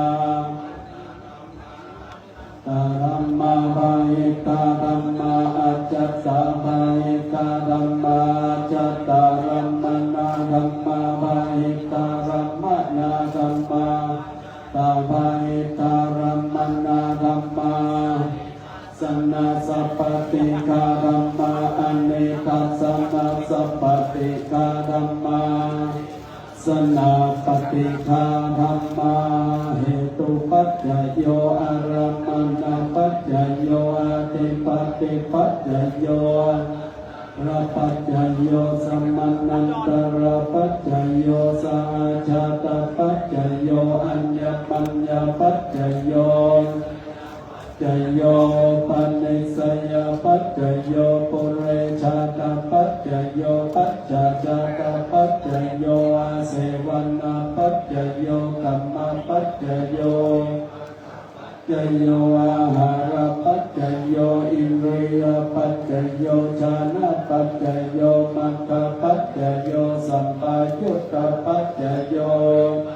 ตัปปัจจโยอัตติปัจจโยนัตติปัจจโยนัตปัจจโยอวิกาตปัจจโย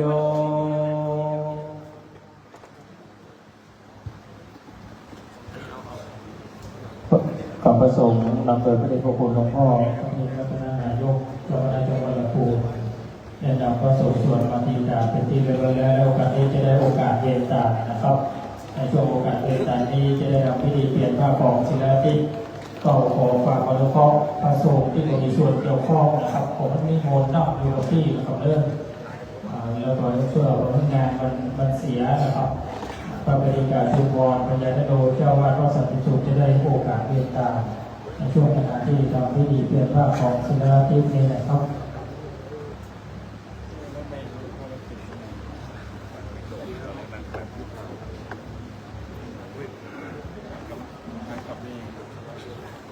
สถานญาติโยม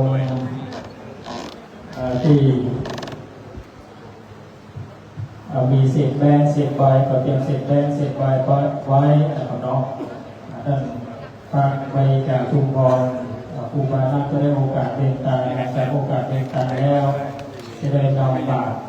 ครูบาบอกเจ้าพิจารณาปีให้พี่น้องศรัทธาได้ใส่บาตรครูบานะครับพี่น้องศรัทธาเตรียมเศษแบงเศษใบตอกไว้ในมือโอกาสเดินทางยอมตามนะครับครูบาเจ้านะครับอย่าเข้านะอย่าเข้านะไม่เข้านะ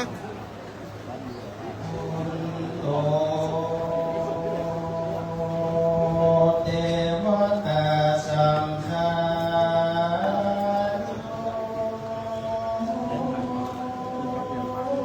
ฟังลาฝูงเทพดาวอันอยู่ในแดนดาวเขตคงคอยทอนานีแห่งเหินในอากาศวันโกจักรวาลตุกเทพดาวด่านดงลีตั้งนาทีตุกเยื่อนน้ำในเรือนธรรมตุกสลาสาลี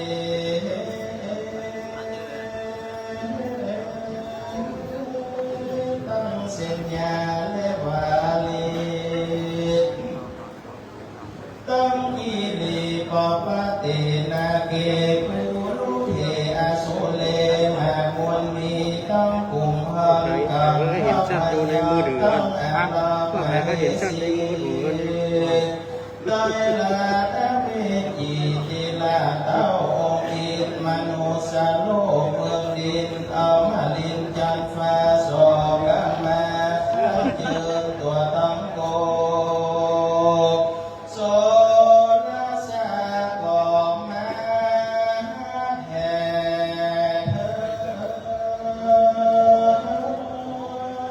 บงตลาดรอจันเนว่าสัญญาย้อนยกมือ10 นิ้วขึ้นตั้งวางกิ้วไก่เก้าเกษาขอไข่ประตูตีปาดวาลายกยงเยี่ยมขับไว้วันตีอัญชุลีพิวันไว้โมตันตานซึ่งวราขีญาตันแห่งเจ้าเก่าเงาปฐมาโมลาสัตตาผู้กาตั้งหลายอันได้ร่วมกันเหือการในติขากาลวันนี้ยามนี้จริงห้ามเลยโยสันนิสิโนวาลาโหติโมเลมาลังสะเสนังมหันติงวิจัยโยสัมโพธิมากังจิงอนันตัญญาณโนโยโนตุตโมตังปะนะมะมิพุทธังตังปะนะมะมิธัมมังตังปะนะมะมิสังฆังโยก่อนใส่เก่าโนบน้อมไว้นิรันดร์เลยสาธุกาสะพันเตข้าแต่พระติธา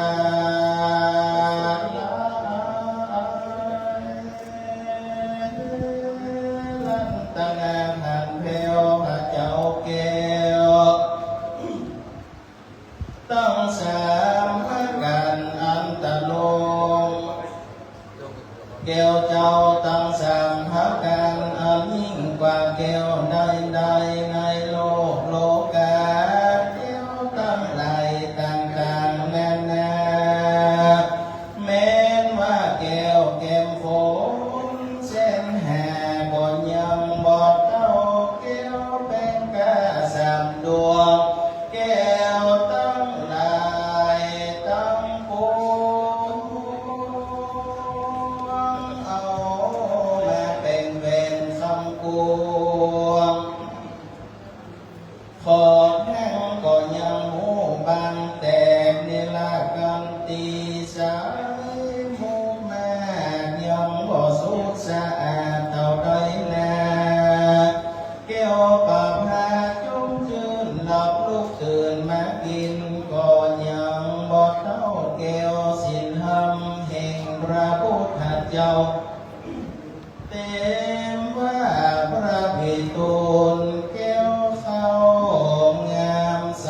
วิโรจน์แก้วโกสีแดงจะมีกาแลเป็นแปลงเอามาแต่งย่องมันก็งามซึกเศษห้องเมืองคนมันบ่งามในสากลโลกลาบอกงามในฟ้าฟ้ามหาเนรปันส่วนวัจนายวันนี้ก็เป็นวันดีติธีอันอุลันเป็นวันมหาสมัยการอันประเสริฐล้ำเลิศยิ่งกว่าวันและยามตั้งหลายคือว่าศาสนาพระเป็นเจ้ายังพระเตืองเรื่องเนื้อคนเพื่อเหิดดานอันยิ่งใหญ่ปันได้ลอดจอดถึงเมืองแก้วยอดเนรปานแต่ดีลีอาจารย์ในวันนี้ก็ไม่มีมูลศรัทธาอุปาสกาและอุปาสิกาตั้งหลายตั้งสองฝ่ายคณะน้อยต่างคนต่างตนต่างองค์ก็เป็นเก้าพองโดยเทวาสิทธิยมเจ้าทุตนทุกคนว่าตาโอนออานิจจังวัฏสังขารอันว่าสังขารนี่นาเลยบ่มันบ่เที่ยง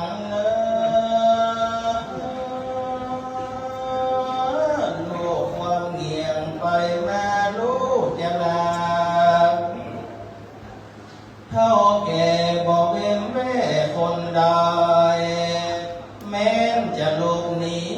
ไปตั้งใดก็ถึงบ่พ้นบ่ว่าเจ้าใหญ่คนปนราษฎรก็หนีบ่พ้นจากเมืองมอละนาสู่พระบุตรเตเตเธอได้รู้จักเหตุในจลาสงสารว่าโจรใจหาเลยเข้ามาได้พระญาณที่เกิดแก่ตัวสักกังไหลก็มีที่สบายปิงเปิงเต้ามีแต่พระนิพพานเวียงแก้วการถ่ายไปรอดแล้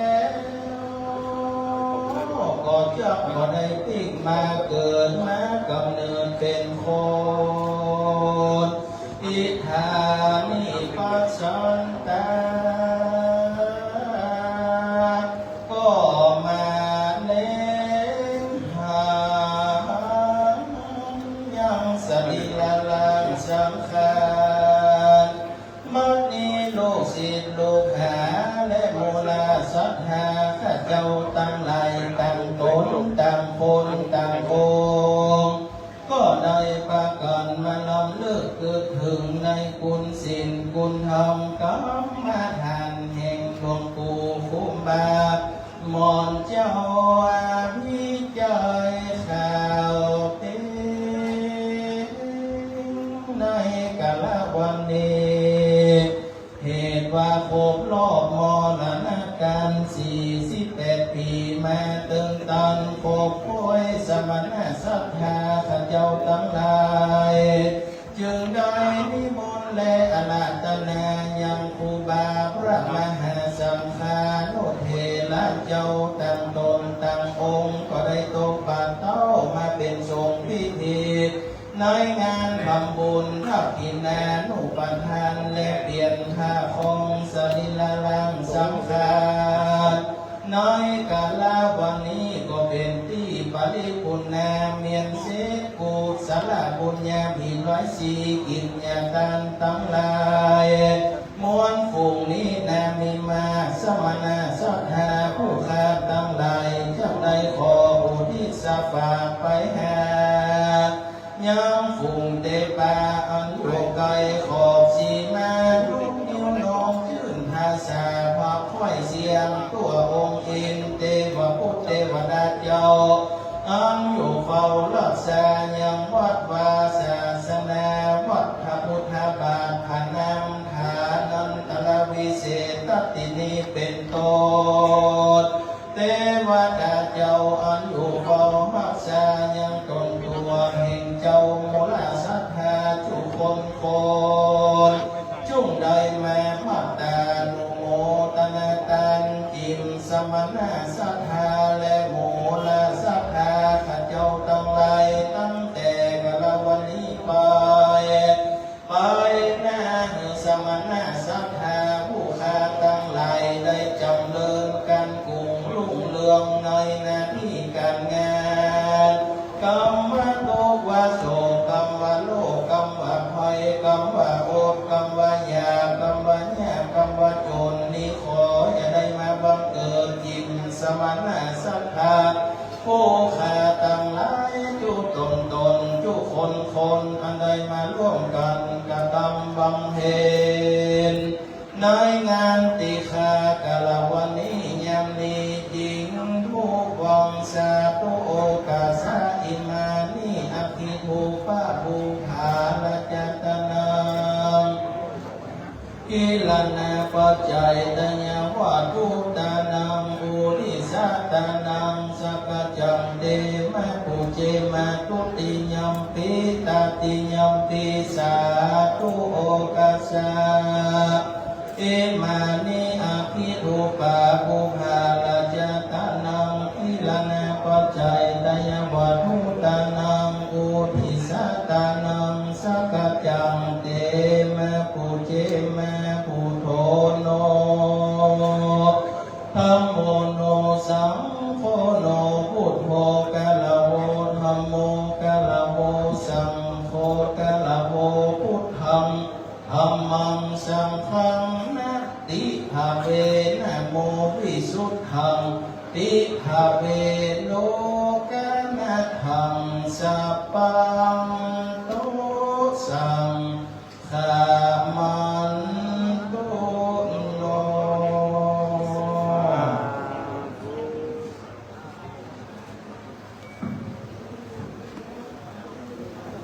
กับพระบริการทุกคนปัญญาทโลจังหวัดวาสันติสุขได้ยอมคุณผู้จะได้โอกาสเป็นตามเป็นปีกันไปแล้วนะครับกับเรื่องราวต่อไปนี้จะได้ทอดผ้าไตรจีวรที่บนเสด็จติหลวงปู่ครูบาพรเจ้าด้วยใจกับผีนิมนต์พระเจ้าประสงค์ครูบาอาจารย์ตลอดเวลาญาติโยมขอช่วยแบ่งตามนะครับเด้อขอได้ขยับขยายออกบนแต่งเปลี่ยนผ้าของเสด็จครูบาเจ้านะครับเพราะว่าจะได้ทอดผ้าและจะได้นอนจะได้น้อมอาราธนาพระสงฆ์ได้พิจารณาผ้านะครับจะนำต่อขอที่มงครูบาอาจารย์ได้ขยับขยายด้วยแบบที่แตกต่างกันนะครับ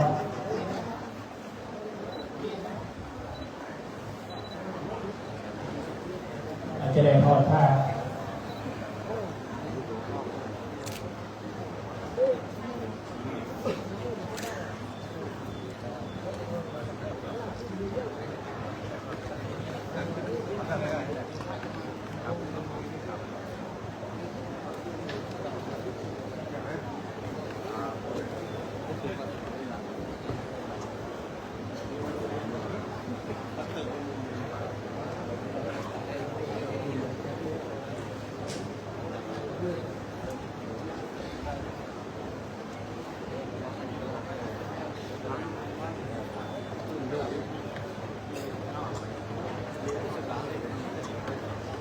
แจ้งพี่น้องสลาญาติโยมมาตั้งหลายโอกาสที่จะได้น้องจะได้ทอดผ้าไตรจีวรบนสรีระของปู่ครูบาอาจารย์เจ้าพิจารณาปีนะครับโดยจะได้ทอดเป็นชุดละ10 ท่าน10 ผืนนะครับและการทอดผ้าไตรนี้หลังจากที่เชิญเจ้าภาพได้เข้าทอดผ้าไตรจำนวน10 ชุดแล้วขอให้เจ้าภาพทั้ง10 ท่านได้ถวายนั่งลงแล้วก็ถวายอยู่ข้างๆแจ้งเปลี่ยนผ้านะครับและจะได้รับงานพระสงฆ์พิธีจำนวน10 รูปได้ขึ้นพิจารณาชอบผ้าไตรจีวรหลังจากที่พระสงฆ์พิจารณาชอบผ้าไตรจีวรแล้วจะได้ขอรับงานพระสงฆ์พิธีได้ปิดทองเขียวที่โคนไสระหลวงปู่ครูบาก่อนหลังจากที่พระสงฆ์พิธีได้ปิดทองเรียบร้อยจากเจ้าภาพที่เข้าทอดผ้าไตรในแต่ละชุดนะครับติดต่อครูบาอาจารย์นะครับอาจจะใช้เวลาพอสมควรนะครับเมื่อท่านผอ.ส่งการมาที่ท่านครูบาเจ้าดอนก่อนนะครับก็ในการทอดผ้าไตรนั้นสถานญาติโยมที่มีรายชื่อรายนามตรงไปนี้ทุกท่านได้มารับผ้าไตรจีวรที่ท่านครูบาเจ้าดอนที่หน้าพระเจ้าเนี่ยนะครับที่หน้าตู้บูชาและนำไปทอดบนสรีระหลวงปู่ครูบาก่อนนะครับโดยจะมีเจ้าหน้าที่คอยแนะนำด้วยนะครับท่านแรกเจอท่านวิวัฒน์อินไทยวงศ์ผู้ว่าราชการจังหวัดลำพูนนะครับได้ทอดผ้าไตรในชุดที่1นะครับท่านที่2เจอท่านโยธินประสงค์ความดีท่านรองผู้ว่าราชการจังหวัดลำพูนท่านที่3เจอท่านอนุสรณ์วงศ์วรอดีตนายกองค์การบริหารส่วนจังหวัดลำพูนนะครับ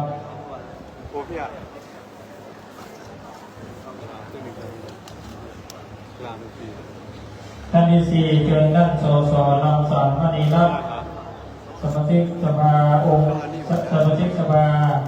ผู้แทนราษฎรสมาชิกสภาผู้แทนราษฎรจังหวัดลำพูนเขต2นะครับท่านที่5เชิญพลตรีชัชวัฒน์อารีรัตนนครท่านที่6เชิญนาวาตรีภูเครือบุญมานะครับ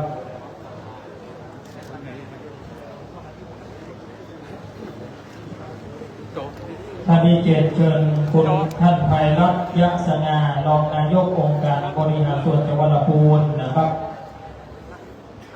ท่านที่8เชิญท่านชัตรีวรรณพิรัตน์รองนายกองค์การบริหารส่วนจังหวัดลำพูนท่านที่9เชิญท่านสรศักดิ์วจีทรัพย์นะครับปลัดองค์การบริหารส่วนจังหวัดลำพูน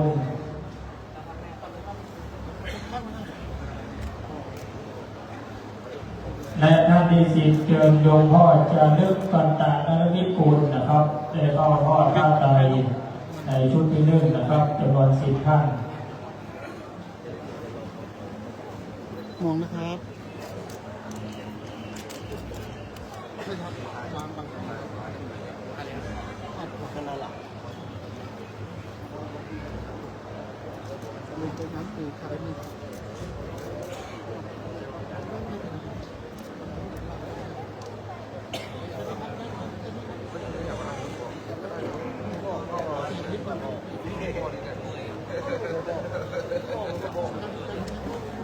วางแต่ก็เอาผมมานะครับวางขวานนะครับทอดขวานนะครับและทอดนะครับบนสรีระจะลำตัวลงไปนะครับคิดหน่อยครับเสร็จแล้วท่านได้นำแผ่นทองคำเปลวแล้วก็นั่งลงถอยออกมาก่อนนะครับรอครูบาอาจารย์ได้พิจารณาผ้าไตรท่านได้ปิดนะครับถอยออกมาหน่อยนะครับเร็วครูบาอาจารย์ได้เข้าไปนะครับกระบวนการนี้ก็ขอกราบพระราชนาพระเดชพระคุณหลวงพ่อพระเทพรัตนนายกเจ้าคณะจังหวัดลำพูนพระเดชพระคุณหลวงพ่อพระเทพวชิราธิบดีเจ้าคณะจังหวัดเชียงใหม่ลำพูนแม่ฮ่องสอนธรรมยุทธอาจารย์เจ้าคุณพระวัชรบุราจารย์รองเจ้าคณะจังหวัดตากอาจารย์ เจ้าคุณพระศรีศิลปาจารย์ที่ปรึกษาเจ้าคณะภาค7วัดพระราศีจอมทองวรวิหารหลวงพ่อท่านพระครูอินทราวุฒิคุณเจ้าคณะอำเภอลีหลวงพ่อพระครูไพโรจน์ศาสนานุกูลเจ้าคณะอำเภอแม่สอด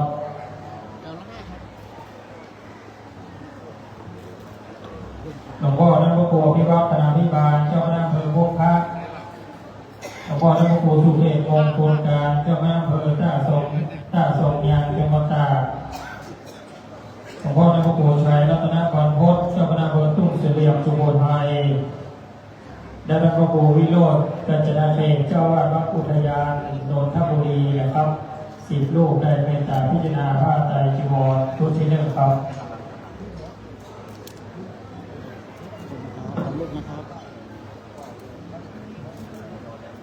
นี่ไปทั่วโลก แม่เดี๋ยวครับเดี๋ยวมันต้องมีในฮะนะ นี่มันครับ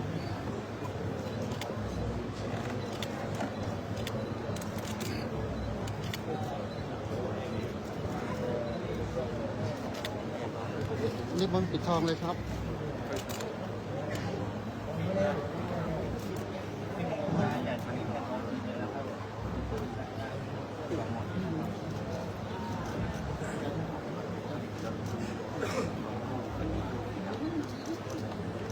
จานครับจานขอถ่ายรูป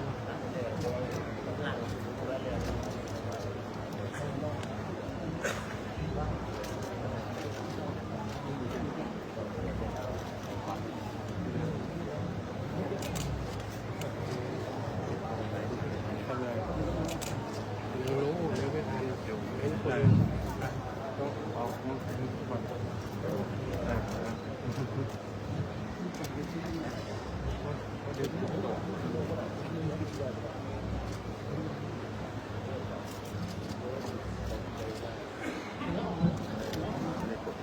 ได้ครับ นี่ครับนี่เชิญครับ ใช้ได้ต้องอย่างคนไทยต้องผู้ว่ากัน ขอบคุณในส่วน ยืนเลยครับยืนเลย คณะสภาให้ ถึงไม่เปลี่ยน เข้าถึงที่สรีระหลวงปู่ครูบาครับในวันนี้จะได้ทอดผ้าไตรในชุดที่2นะครับ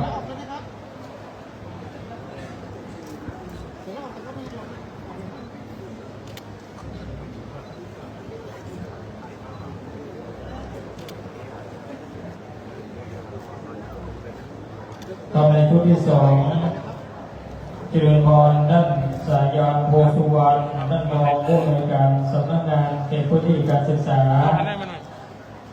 ประถมศึกษาเชียงใหม่เขต5นะครับท่านที่2เชิญท่านผอ.สุกิจดวงใจไทยวันผู้อำนวยการโรงเรียนบ้านคูนอำเภอฮอดท่านที่3เชิญท่านผู้อำนวยการมีชัยธานา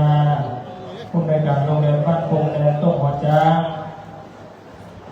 ท่านที่4เชิญท่านผู้อำนวยการอนันทชัยอรุณทรงผลผู้อำนวยการโรงเรียนบ้านยางเปาอำเภอก๋อยท่านที่5เชิญท่านผู้อำนวยการชลินคำพิไหลผู้อำนวยการโรงเรียนบ้านน้อยห้วยดินวิทยาอำเภอไรเต่าท่านที่6เป็นท่านผู้อำนวยการสยามมูลอินท่านผู้อำนวยการโรงเรียนบ้านแม่วางอำเภอลี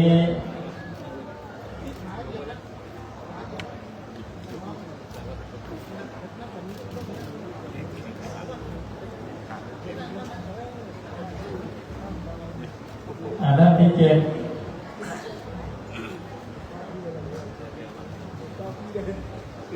เชิญท่านผอ.ชโยนิตนำดอกไม้นะครับผู้อำนวยการโรงเรียนบ้านไร่ท่านที่8เชิญท่านนายกสมเด็จปัทภานายกเทศมนตรีเทศบาลตำบลป่าไผ่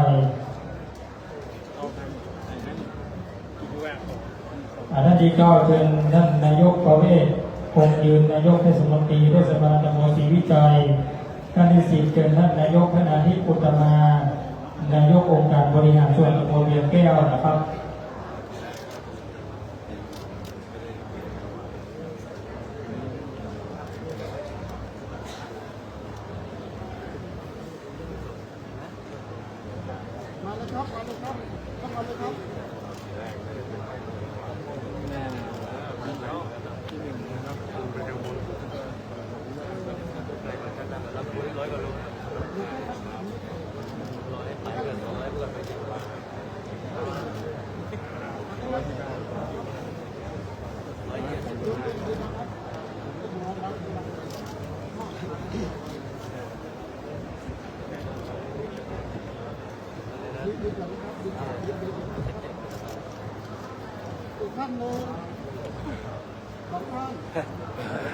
กับจะลง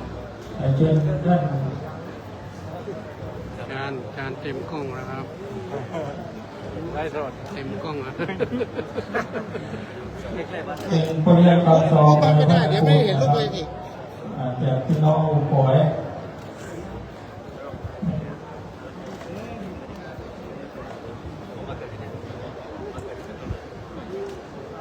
เป็นท่านอดีตนายกองค์การบริหารส่วนตำบลนาเกียนนะครับมีพี่น้องอุปอยได้มาร่วมรับเป็นทางไว้ออกทหารครับเป็นทางดึงออกทหารนะครับถือไว้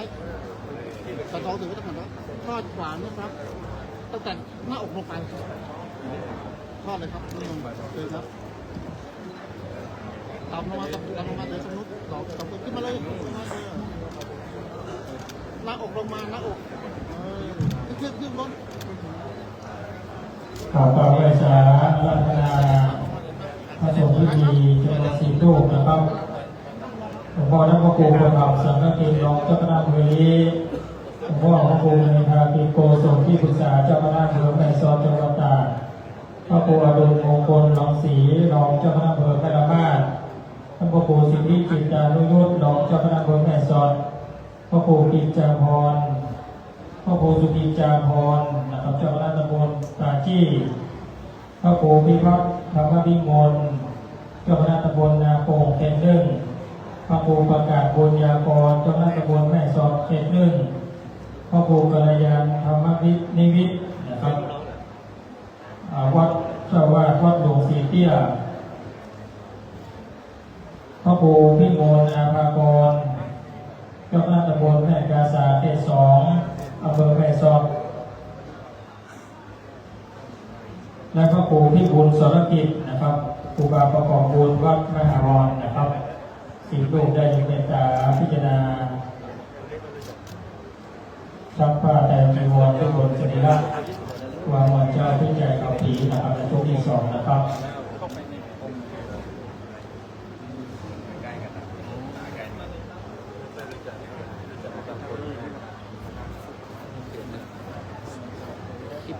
คลิปเลยไม่เหมือนแรกเลยเนี่ยหมดแล้ว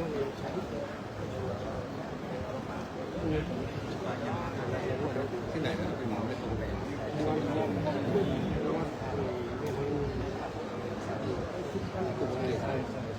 แล้วมันใช่ตัดหวานทุกนิมิตก็ได้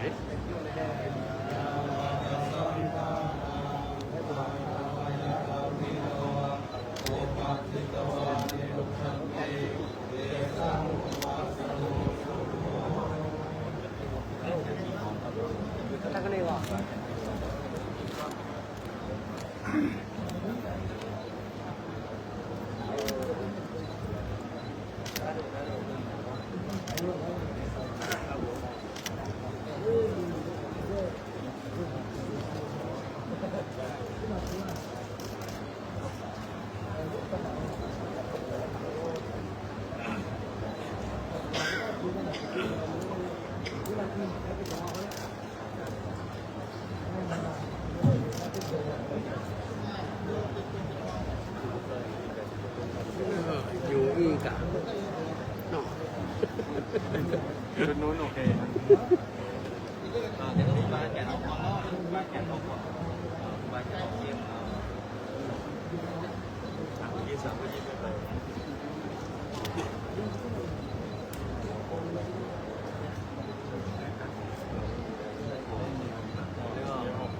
เรียกคนน้อยหน่อยจะไม่ใส่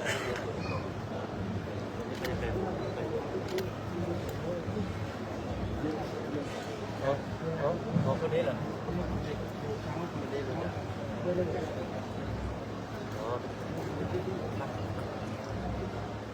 เอาได้ทอดผ้าไตรในชุดที่3นะครับท่านแรกเชิญท่านนายกอนุรักษ์ของโลนายกองค์การบริหารส่วนตำบลนาเก่าท่าน ที่สองเชิญท่านกับพ่อกำนันอภิรักษ์ปันวงศ์กำนันตำบลป่าไผ่ท่านที่สามเชิญโยมอนุนิสารักษ์ครับท่านที่สี่เชิญโยมพ่อขจรแก้วนิดท่านที่ห้าเชิญโยมพดีโลกเกษกูลท่านที่หกเชิญโยมพ่อพิทักษ์ยอดจิตท่านที่เจ็ดเชิญโยมพ่อธนวัฒน์ชัยวุฒิท่านที่แปดเชิญโยมพ่อพัทรชัยแสงเพชรพัฒน์ท่านที่เก้าเชิญพ่อเลี้ยงน้อยลูกระวีและท่านที่สิบเชิญคุณโต๊ะกองสอนโยมภูสิทธิ์นะครับพี่น้องจากอำเภอวงโขยนะครับ10 ท่านนะครับเพื่อความมารับผ้าไตรที่ท่านผู้ว่าเจ้าดอน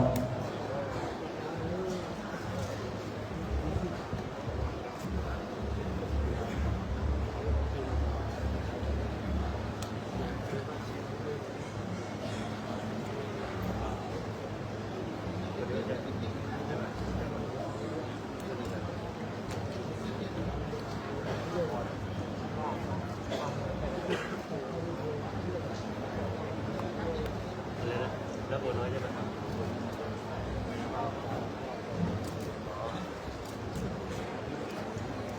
ก็ผมไม่ได้โตในบ้านเกิดผมไม่โตในบ้านเพราะว่าตอนที่ผมไปอยู่ในเมืองก็ผมก็ประจำบัวน้อยไม่ว่าจะขอประสงค์พิธีจำนวน10 รูปที่จะได้โปรดพระเจ้าพิจารณาผ้าไตรรวมชุดนี้นะครับเก่าขอกับรัตนาท่านพระครูวิพานกัลยาณกิจพระครูมหาเจดียานุกูลนะครับท่านพระครูบาเกติยศพรหมปัญโยวัดบ้านแก่นพระครูบายาวิจัยคุณยัตโยวัดกล้วยม่วงไม้จอมทองท่านพระครูวันหามพัฒนาคุณเรียนการทุกการรองเจ้าคณะจังหวัดตากพระครูรัตนวันสาธรนะครับวัดอุโบสถดอนตองพระครูพนัสสุตตวรวัฒน์วัดเจริญวิจิตรรังสีสุโธอำเภอแม่จอดจังหวัดเชียงรายพระสุภนัสนาคาเสโนวัดพระราชดอยปู่อำเภอเวียงแก่นจังหวัดเชียงรายท่านพระครูไพโรจน์ปัญญาวุฒินะครับวัดแม่ทุเลาและพระอาจารย์พลวิทย์ศิริวัฒโกนะครับวัดพระธาตุดอยสองฟาร์มแม่หืนบ่อหลวงอำเภอฮอดนะครับ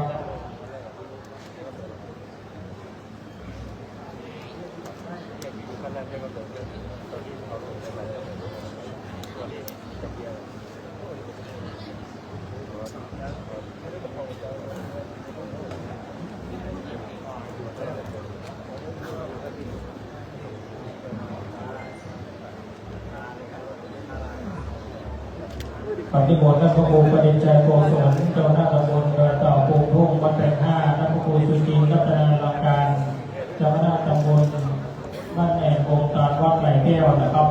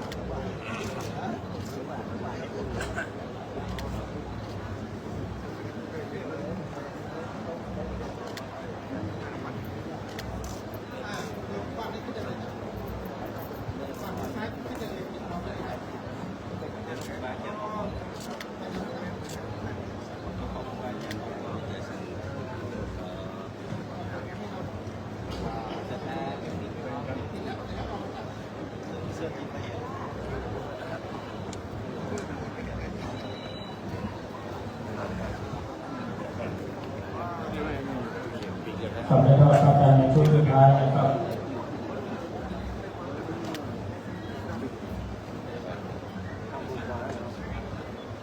กับเชิญบุญยงไพโรจน์ลิ้มจันทาคุณยงสมยศคุณยงสมยศโสสูงเนินคุณยงดีนะเองไพบุญคุณยงปณิธิผาเขียว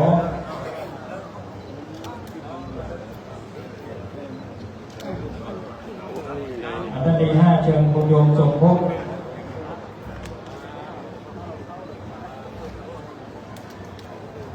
คุณโยมสมภพรัต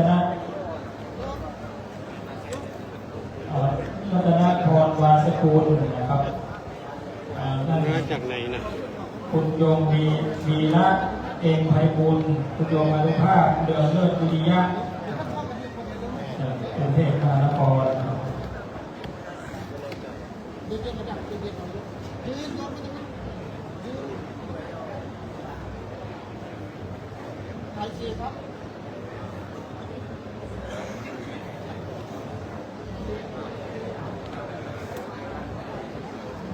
ชิญนายขนองมิตรสาธิตนายสุรศักดิ์ภาควิจิตรนายกิติภพปัสจักรอิทธิพลครับเป็นนายพี่น้องจากองค์ป่วย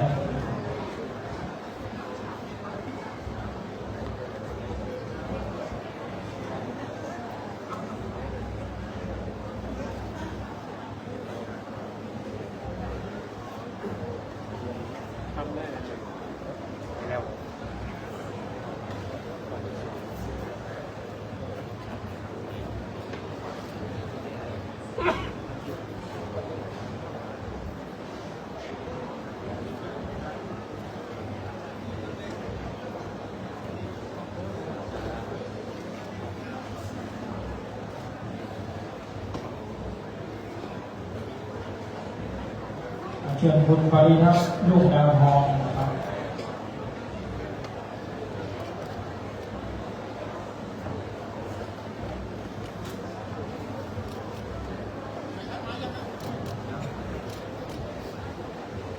กับได้ประสบในวัน10โลกที่จะได้เมตตาพิจารณาพระกายนะครับ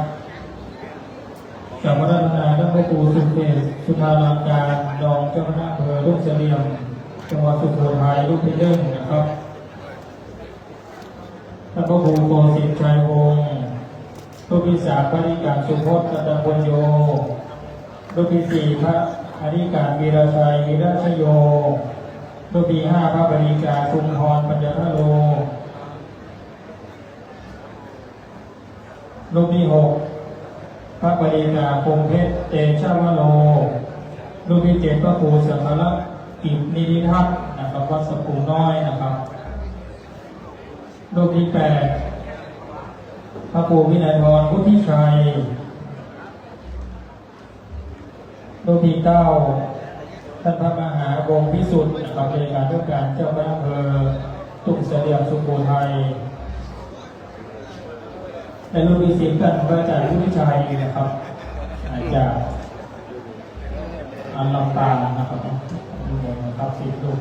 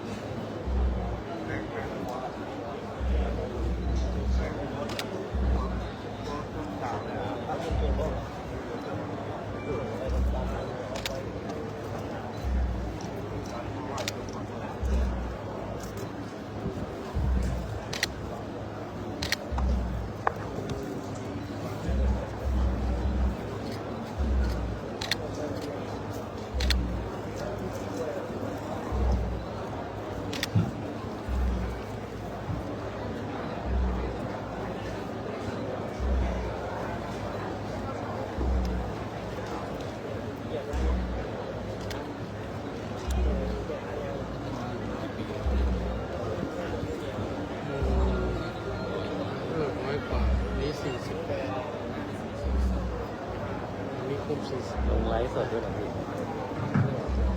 ขอโอกาสนี้จะได้น้อมถวายจตุปัจจัยทายธรรมแด่พระสงฆ์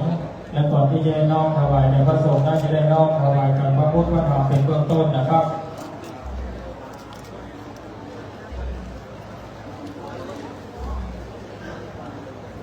ไปอยู่ด้านข้างบอกมันอยู่ด้านข้างเนี่ยไม่ได้แล้วไม่ได้ยกวางคนอื่น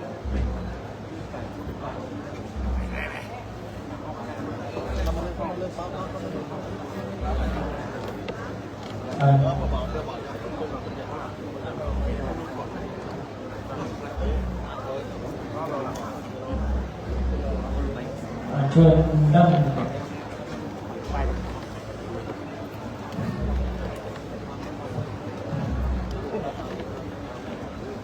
เชิญท่านผู้ว่าราชการจังหวัดลำพูนนะครับท่านวิวัฒน์อินทร์ไทยวงศ์ในนอกถวายพระพุทธนะครับท่านรองผู้ว่าราชการจังหวัดลำพูนท่านโยธินประสบความดีน้องถวายพระธรรมนะครับ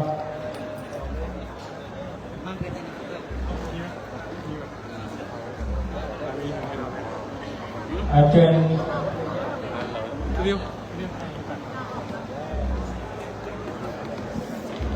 เป็นท่านศิริรัตน์โอภาสนะครับวัฒนธรรมจังหวัดลำพูนนะครับในนอกถวายกับครูบาเจ้าศรีวิจัยนะครับ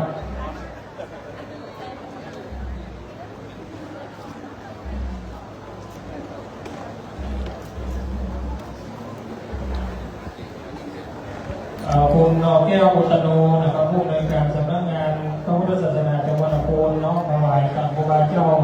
อภิชัยเขาผีนะครับคุณพรพินันท์สมองดีนายกกิ่งกาชาติอำเภอนี้เดินน้องถวายกับครูบาเจ้าใจยะวงศาพัฒนานะครับ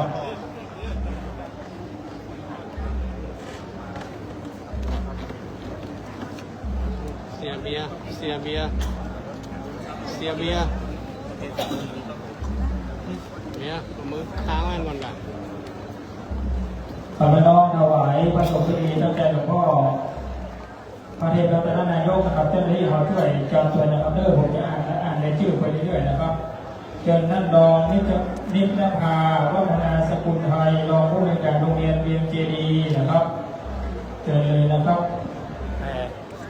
ห้ผมเป็นส่วนน้อย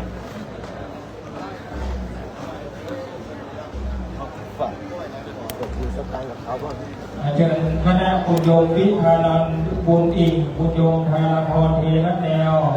คุณนภิสรอภิจิระโภคีคุณสุนาอภิจิระโภคีคุณสมศักดิ์อยู่มั่นคุณมนทาเกือบแก้วคุณพรพิพาพุ่มทองดร.รุกีพรบัวแก้วคุณสาวิตรีอารีมิตรคุณศิรินาภาวสุกุลคุณสุประมาณยุตานนท์คุณสมภพธีรพัฒน์คุณกิติมาธีรพัฒน์คุณกุศณีวาเลนะคุณยุพินสุรวัฒนาคุณสุรรัตน์สุรวัฒนาคุณสมจิตสุรวัฒนาคุณนัทนาสุรวัฒนาคุณสุรีเอื้องอาดีวิทยาคุณสุวรรณงามธนวโรไทยคุณสิริพรพลรัตนะคุณชุนชาดาเสรีกิตติคุณ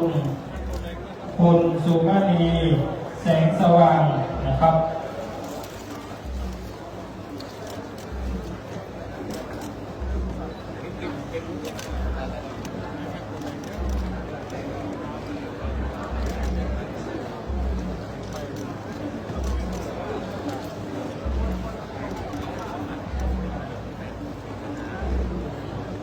เชิญทุกท่านที่มีรายชื่อในนามเข้าน้อมถวายประเคนเลยนะครับประเคนแล้วกับเชิญกับที่นั่งรับรองเดิมนะครับ ข้างๆไปข้าง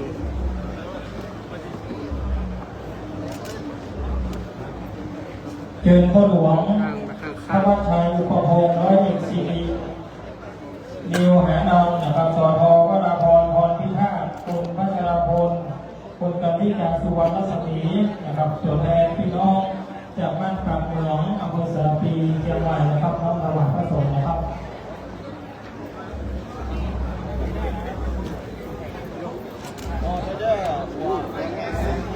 ข้อมันจะใส่กันแล้ว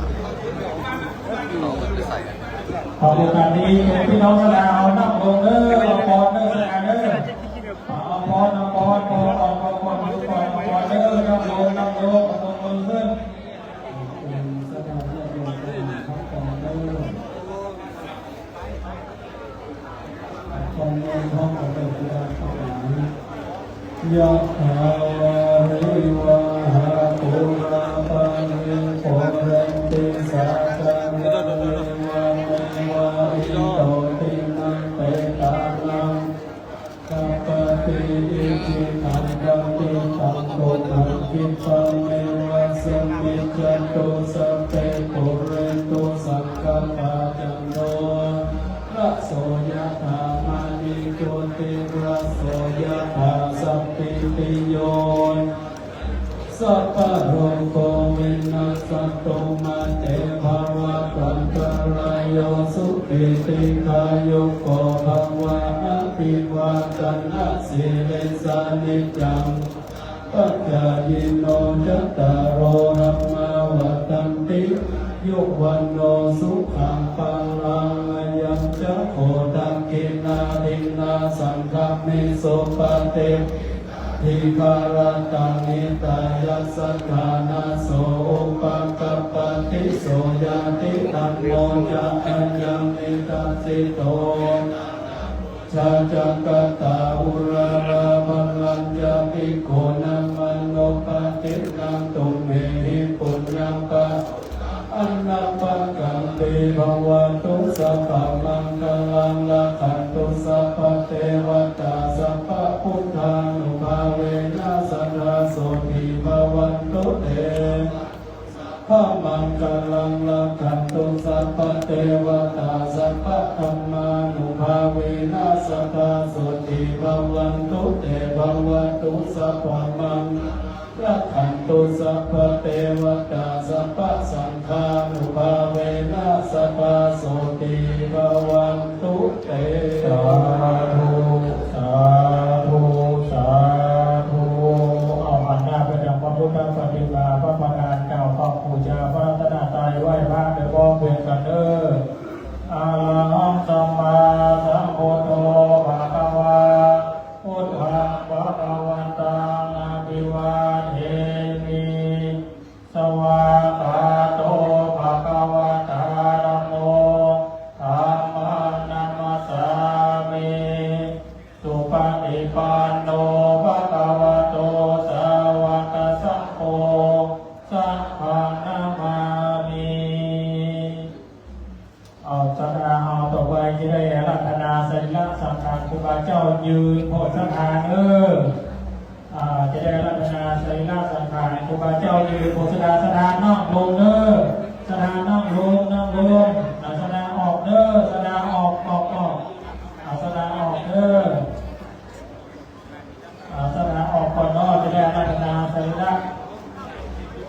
สังขารหลวงปู่ครูบาอาจารย์เจ้าไม่จะทำผิดได้ยืนโพธิทานทั้งสี่ทิศนะครับเด้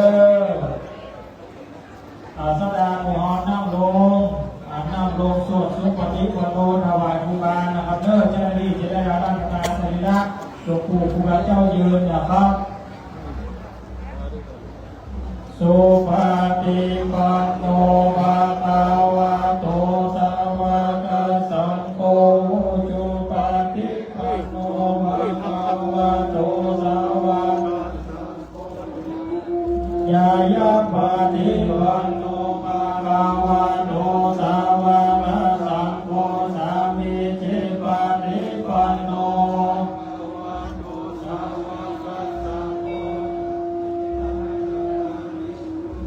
จายโยกานิอาณาโพริสาโภกานาอิสาภะคะวะโตสาวกสังโฆอาหุนายโยนายโยอัจจาริกาลานิโยอนุต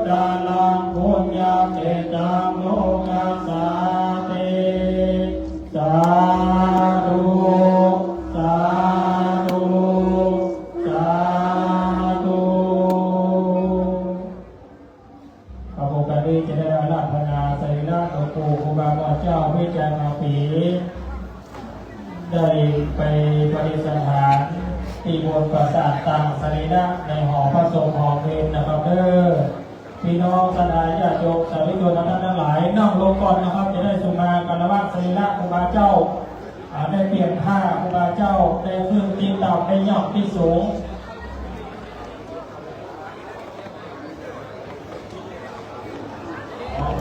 ท่านครูบาประกอบพูดว่านี่ก็เป็นน้ำแล้วนะครับอาจจะเป็นพื้นปูนอยู่ให้ไปบ้านที่ปูนเนื้อสถาไปตัวที่ปูนเด้อกองละกำเองนะครับเด้อกองละกำเองเตรียมเด้อกองละกำเองนะครับเตรียมแห่เด้อพี่น้องแห่ขึ้นกองเด้อ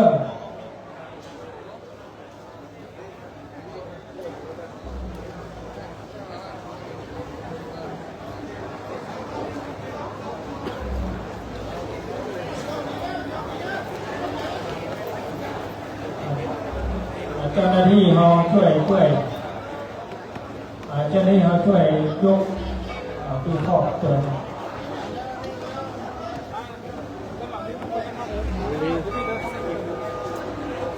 เก้าในนามของพระเก้าในนามของคณะสงฆ์วัดพระพุทธบาทพระนามต้องการขอบพระคุณในพระเมตตาของพระมหาเถระนุเถระครูบาอาจารย์พระเจ้าพระสงฆ์ทุกพระองค์ที่ได้โปรดเมตตามาเป็นเนื้อนาบุญในงานประเพณีเปลี่ยนผ้าครองเสนาทิพย์หลวงปู่ครูบาเจ้าวิจัยข่าวปีประจำปีพุทธศักราช2568ในปีนี้นะครับว่าการต้อนรับความคล่องผิดพลาดประการใดนะครับต้องขอกราบขมาอภัยพระมหาเถระนุเถระครูบาอาจารย์พระเจ้าพระสงฆ์ทุกรูปนะครับเด้อแสดงเราจะได้ยกสรีระสำคัญที่พระวิญญาณหลวงปู่ครูบาเจ้าพิจารณาปีปิกไปปฏิสถานที่หอปราสาทนะครับเด้อที่หอเมงพระสงฆ์ครูบาเจ้านะครับเด้อแสดงเขาช่วยกันเด้อแสดงเขาช่วยกันเอา1 2 3สาธุสาธุสาธุพี่น้องกองด้วยเด้อเอากองแห่เด้อกองแห่ช่วยกันแห่สรีระครูบาเจ้านะครับท่านครูบาประกอบคุณนะครับนิมนต์ที่หอพระสงฆ์ครูบานะครับ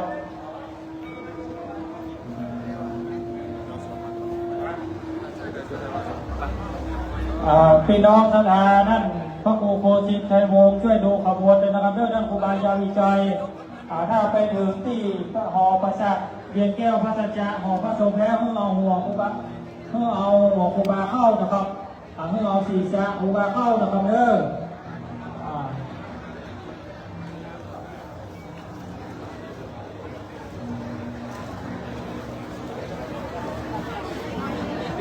เจ้าดาวแห่ช่วยกันเด้อต้องกองตายเดินแห่เด้อต้องกองตายเดินแห่ครับ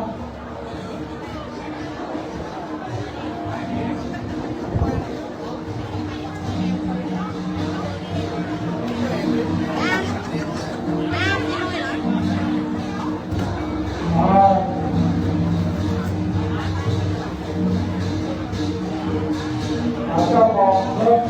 ทะเบียนขึ้น2 2 2ปีโก้นะครับก็สีดาวเชียงใหม่นะครับขึ้น2 2 2ปีโก้สีดาวขึ้น2 2 2เชียงใหม่นะครับไปเป็นเจ้าของรถขอไปย้ายรถกันนะครับจอดในหมู่บ้านนะครับเนาะตอนนี้เจ้าของบ้านก็จะขอย้ายนะครับรถเจ้าของบ้านก็จะออกนะครับเด้อเจ้าของรถป้ายทะเบียน1 2 2 1 2 2รถปีโก้สีดำนะครับขอย้ายนะครับเด้อนะครับบ้านต่างๆนะครับของบ้านเดินมาเอาไม่ออกครับนอกทาง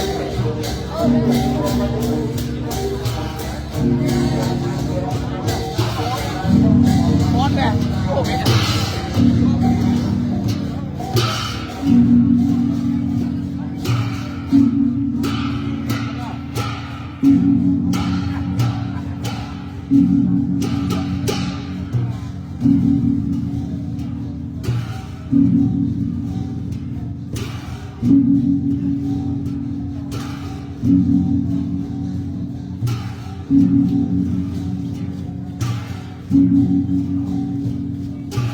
นะ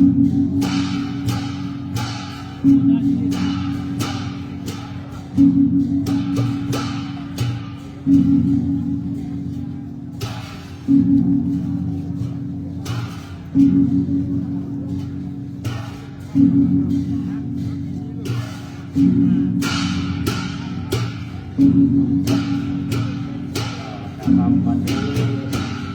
การเรียนท่าสรีระไปไหมล่ะไปนังร้อนไหมเจ้าใจเขานี้ได้สำเร็จแล้วนะครับขณะนี้กำลังได้แห่นะครับเพื่อนำมาปฏิบัติธรรมนำวิชาต่อ5 โมงตามปาดูเนี่ย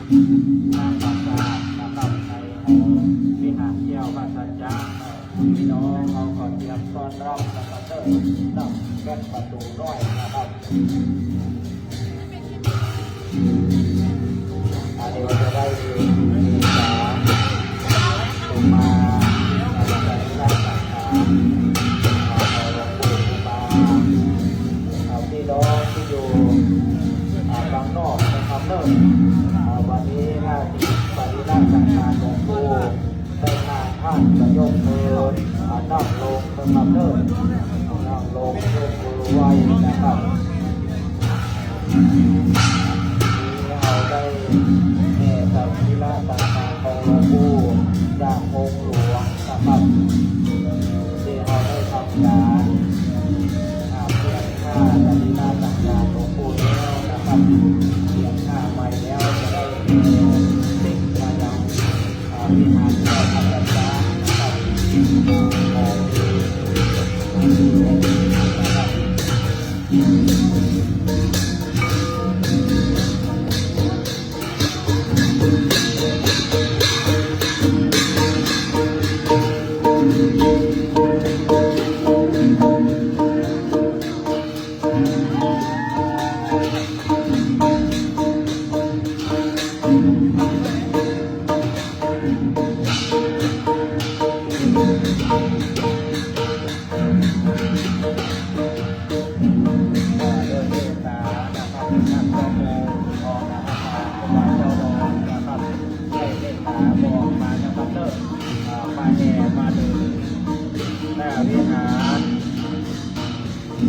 เที่ยวพระสัจจะแล้วนะครับเอาศีรษะนะครับของหลวงปู่เข้าในวิหารนะครับเริ่มเมตตาครูบาอาจารย์ได้บอกนะครับ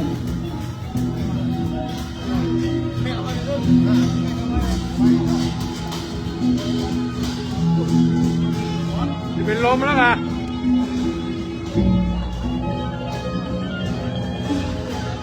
ด้วยเดชธรรมนะครับครูบาเจ้ารองได้นำขบวนนะครับพร้อมด้วยท่านครูบาเกียรตินะครับท่านครูบายาวิชัยนะครับได้นำสรีระสังขารของหลวงปู่ครูบาของเราวิจัยหาปีนะครับเพื่อทำมาปฏิสถานนะครับปราสาทเกี่ยวนะครับ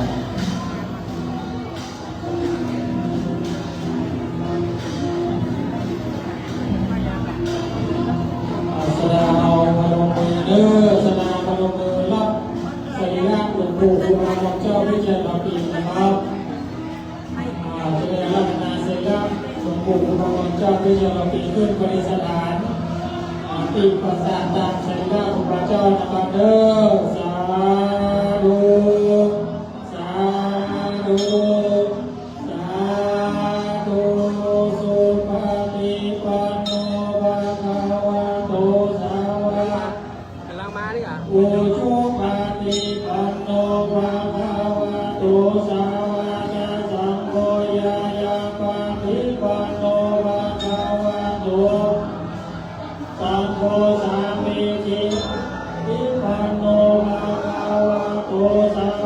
กสังโฆยามิดังจัตตาริปุริสายุคาเนปุริสาภูคาลาหิสาภะคะวะโตสาวกสังโฆอาหุเนโยนายโยดังกินายโยอัญช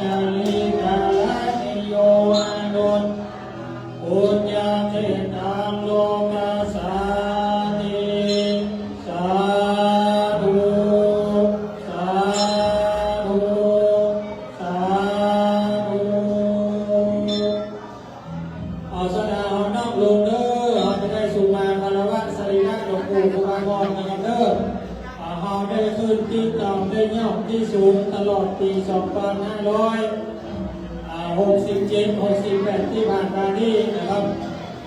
ได้ร่วมเกินครูบาเจ้าเรื่องการยัดตองพระจีตองพระโดนตองจะได้สุมาการวะสรีระสังการหลวงปู่ครูบามอนเจ้าวิจัยขอบคุณนะครับเด้อสดาห้องนอกลงสดาห้องนอกลงสดานอกลงนิมนต์ครูบาอาจารย์นิมนต์นั่นครูบาขอบคุณนะครับครูบาอ้อนอันนี้บนขึ้นตะบนนะครับเด้ออันนี้บนครูบาอาจารย์นะครับขึ้นตะบนสดาห้องนอกลงนะครับเด้อเจ้าหน้าที่สามเณรถ้าเรียบร้อยแล้วก็ลงมานะครับจะได้สุมาสรีระหลวงปู่ครูบามอน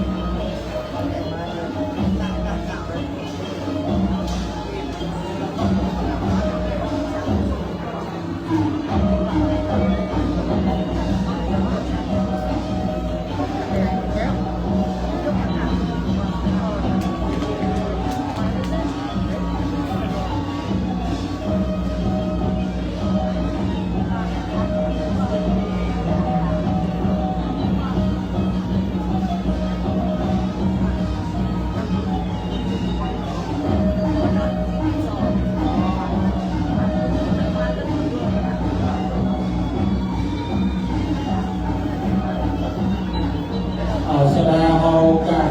สรีระครูบาจากหนึ่งจากสองจากสามจะได้สุมาปารวะสรีระที่พระบิดาหลวงปู่ครูบาของเจ้าพิจารณาต่อปีนะครับ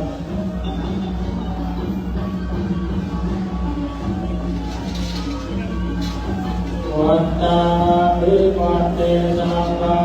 ปาลานังนามานาเมวัตเตมายังคันตังปุญญังสามินานุโมสามินาตังปุญญังไมหังนาตาปังสาธุสาธุอานุโมเอวัตตาภิวัตเตสังฆาปาลานังวัตเตมายังคันตังปุญญังสามินานุโมเดตาปังสามินาตังปุญญังปังสาธุสาธุอานุโมทาเอวัตตาภิวัตเตสัมมาสัมพุทธัสสะวัตเตมะยาตังตังปุญญังสามินานุโมเดตาปังสามินาตังอาดัมปังสาธุสาธุอานุโมทามิ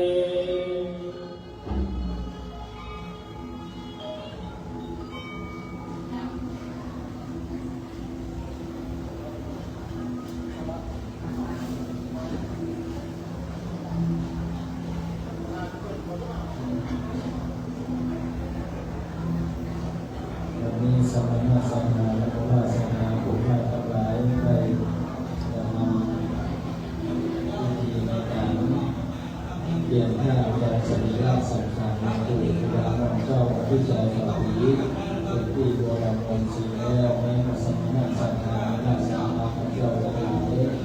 ลงได้ตามพระสุติกรรมของผู้สูงได้ทำสิ่งที่ประสงค์ไว้ต้องได้ทำการเพื่อที่จะนำเอาการเราขอให้พระพุทธเจ้าได้ทำสิ่งต่างๆในการเป็นการเป็นในวันละครั้งในสังฆาสังฆาพระสังฆาด้วยความที่เราได้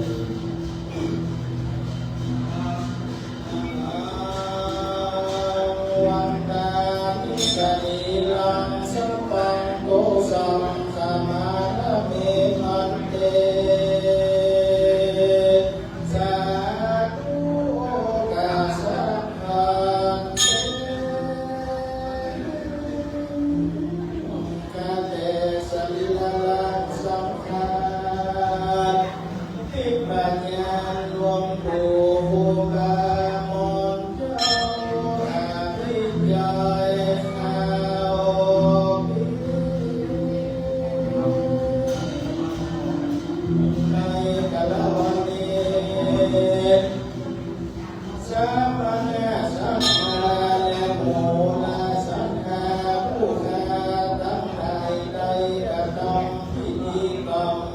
เปลี่ยนทาของสรีระ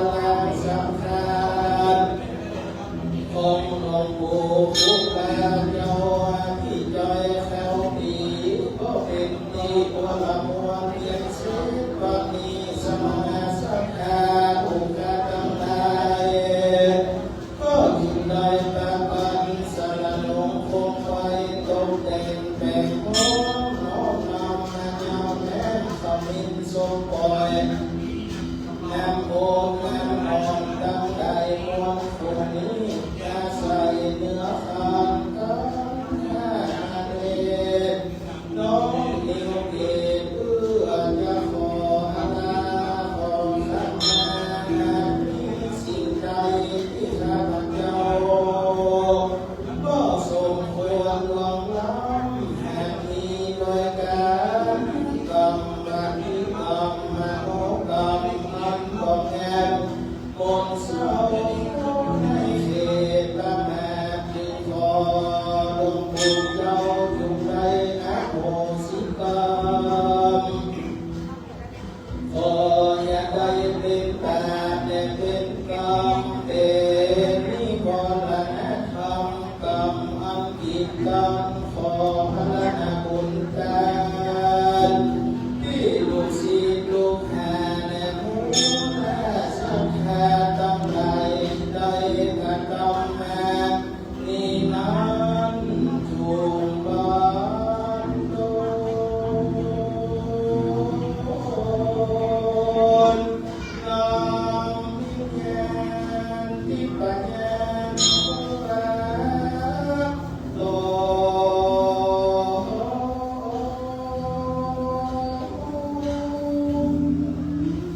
ตั้งเจ้าได้ขึ้นไปสู่ที่ประเสริ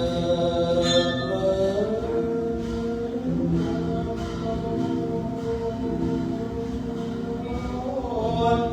อย่าได้อะไรหลงอยู่เฝ้านั้นยุงจะมีเพียงแต่ดี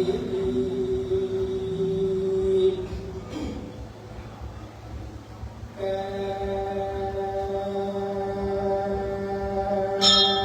เราสาลีลังลังตั้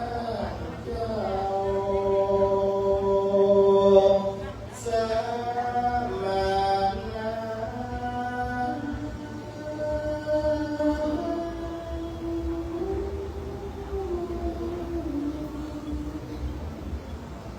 โอ้ลามน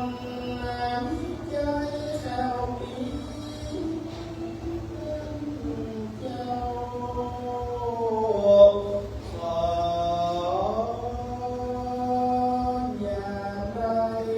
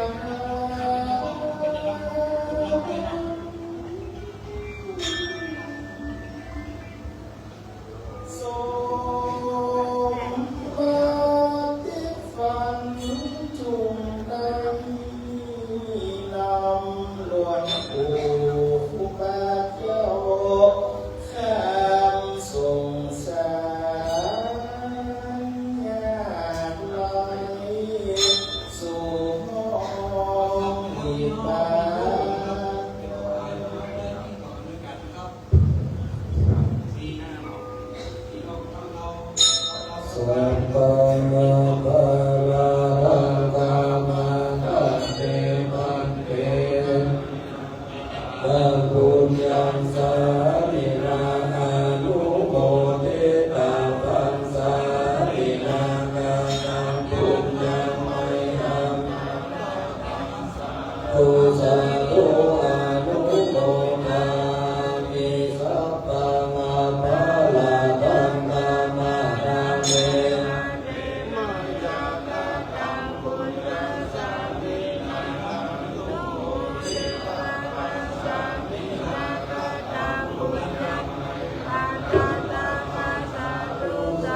โออานุโมทามิสา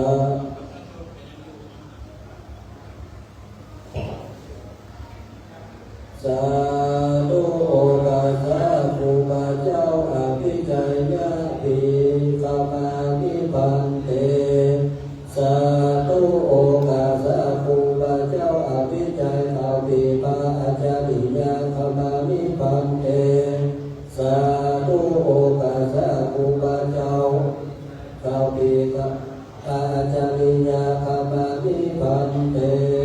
วันตาวิพันเตสัพพัง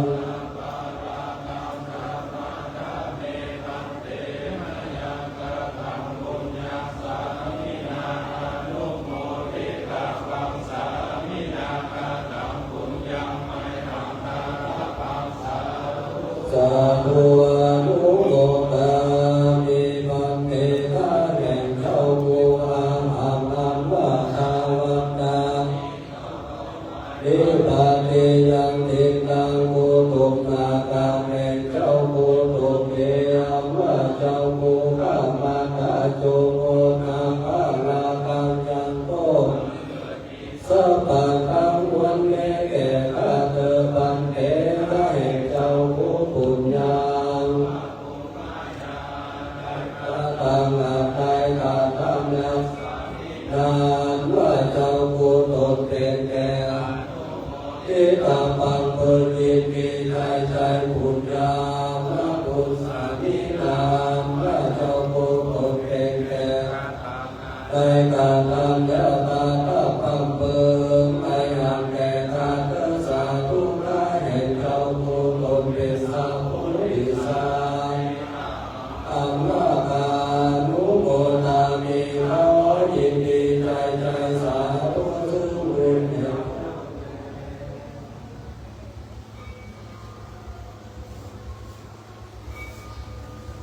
สำหรับพิธีการในการบำเพ็ญกุศลเตรียมผ้าของสัญลักษณ์ว่าที่ของพระเจ้าอภิชัยมาปีประจำปี2568ครบรอบ48 ปีในวาระวันนี้ก็เป็นการสมบูรณ์ไปด้วยดีก็ขอว่าเราไปในทางที่ของพระเจ้าด้วยผู้ปกครองรักษาอย่างเจ้าธรรมนัสนาและสถาบันกำลังทุกผู้ทุกคนวางโต๊ะถูกป้ายลงรับคืออยู่เย็นเป็นสุขคือปราศจากโรคภัยไข้เจ็บทั้งหลายคือมีแต่ความสุขความเจริญเดินทางก็ขอเดินแล้วขัดต่อไปโชคดีและดีใจกับทุกผู้ทุกคนเลยสาธุสาธุสาธุท่านครูบาเจ้าดอนเจ้าวาดวัดพระพุทธบาทนาได้กล่าวเพียงท้ายขออำนวยหัวใจให้พี่น้องศรัทธาญาติโยมสาธุชนทุกท่านทั้งหลายและขออภัยกับพี่น้องศรัทธาญาติโยมทั้งหลายว่าการจัดงานประเพณีเปลี่ยนผ้าครองสรีระทิศหลวงปู่เป็นการของเจ้าพิจัยคาปีประจำปีพุทธศักราช2568โอกาสครบรอบมรณกาล48 ปี3 มีนาคม2568ในปีนี้ผิดพลาดประการใดขาดตกบกพร่องประการใดการต้อนรับมาทั่วประเทศการต้อนรับดูแลพี่น้องชาวนาอย่างนี้อย่างไรก็ดีเก็บไปมาดูต้องมาดูใจมาดูตอบตามความต้องการพี่น้องชาวนาตลอดถึงพระเจ้าพระสงฆ์ครูบาอาจารย์ทั้งหลายตามวันพระพุทธบาทนาอันโดยท่านพระโอษฐ์ดอนและประกาศท่านครูบาเจ้าดอนก็ต้องขอน้อมกราบสุมากับพี่น้องชาวนา น้อมการสุนาบายกับพระเจ้าพระสงฆ์ครูบาอาจารย์พระมหาเทรานุเดระและขอเอามาและขออภัยกับพี่น้องชาวญาติโยมสาธุชนเราท่านทั้งหลายทุกท่านทุกคนนะครับเด้องานประเพณีเปลี่ยนผ้าคลองเสด็จที่กุลาขอเจ้าวิชาการปี3ปีนาในปีนี้ได้เสร็จสำเร็จเสร็จสิ้นจบลงไปนะครับขอพี่น้องชาวเฮาทุกท่านเดินทางกลับโดยสวัสดิภาพอยู่มีใจไปมีโชคมีลาภอาบแพ้ศึกศัตรูโมประจาริกเกิดมันดอยก็ขอให้ส่งดาวความมุ่งมั่นปรารถนาทุกเรื่องทุกประการทุกท่านทุกคนนะครับเด้อ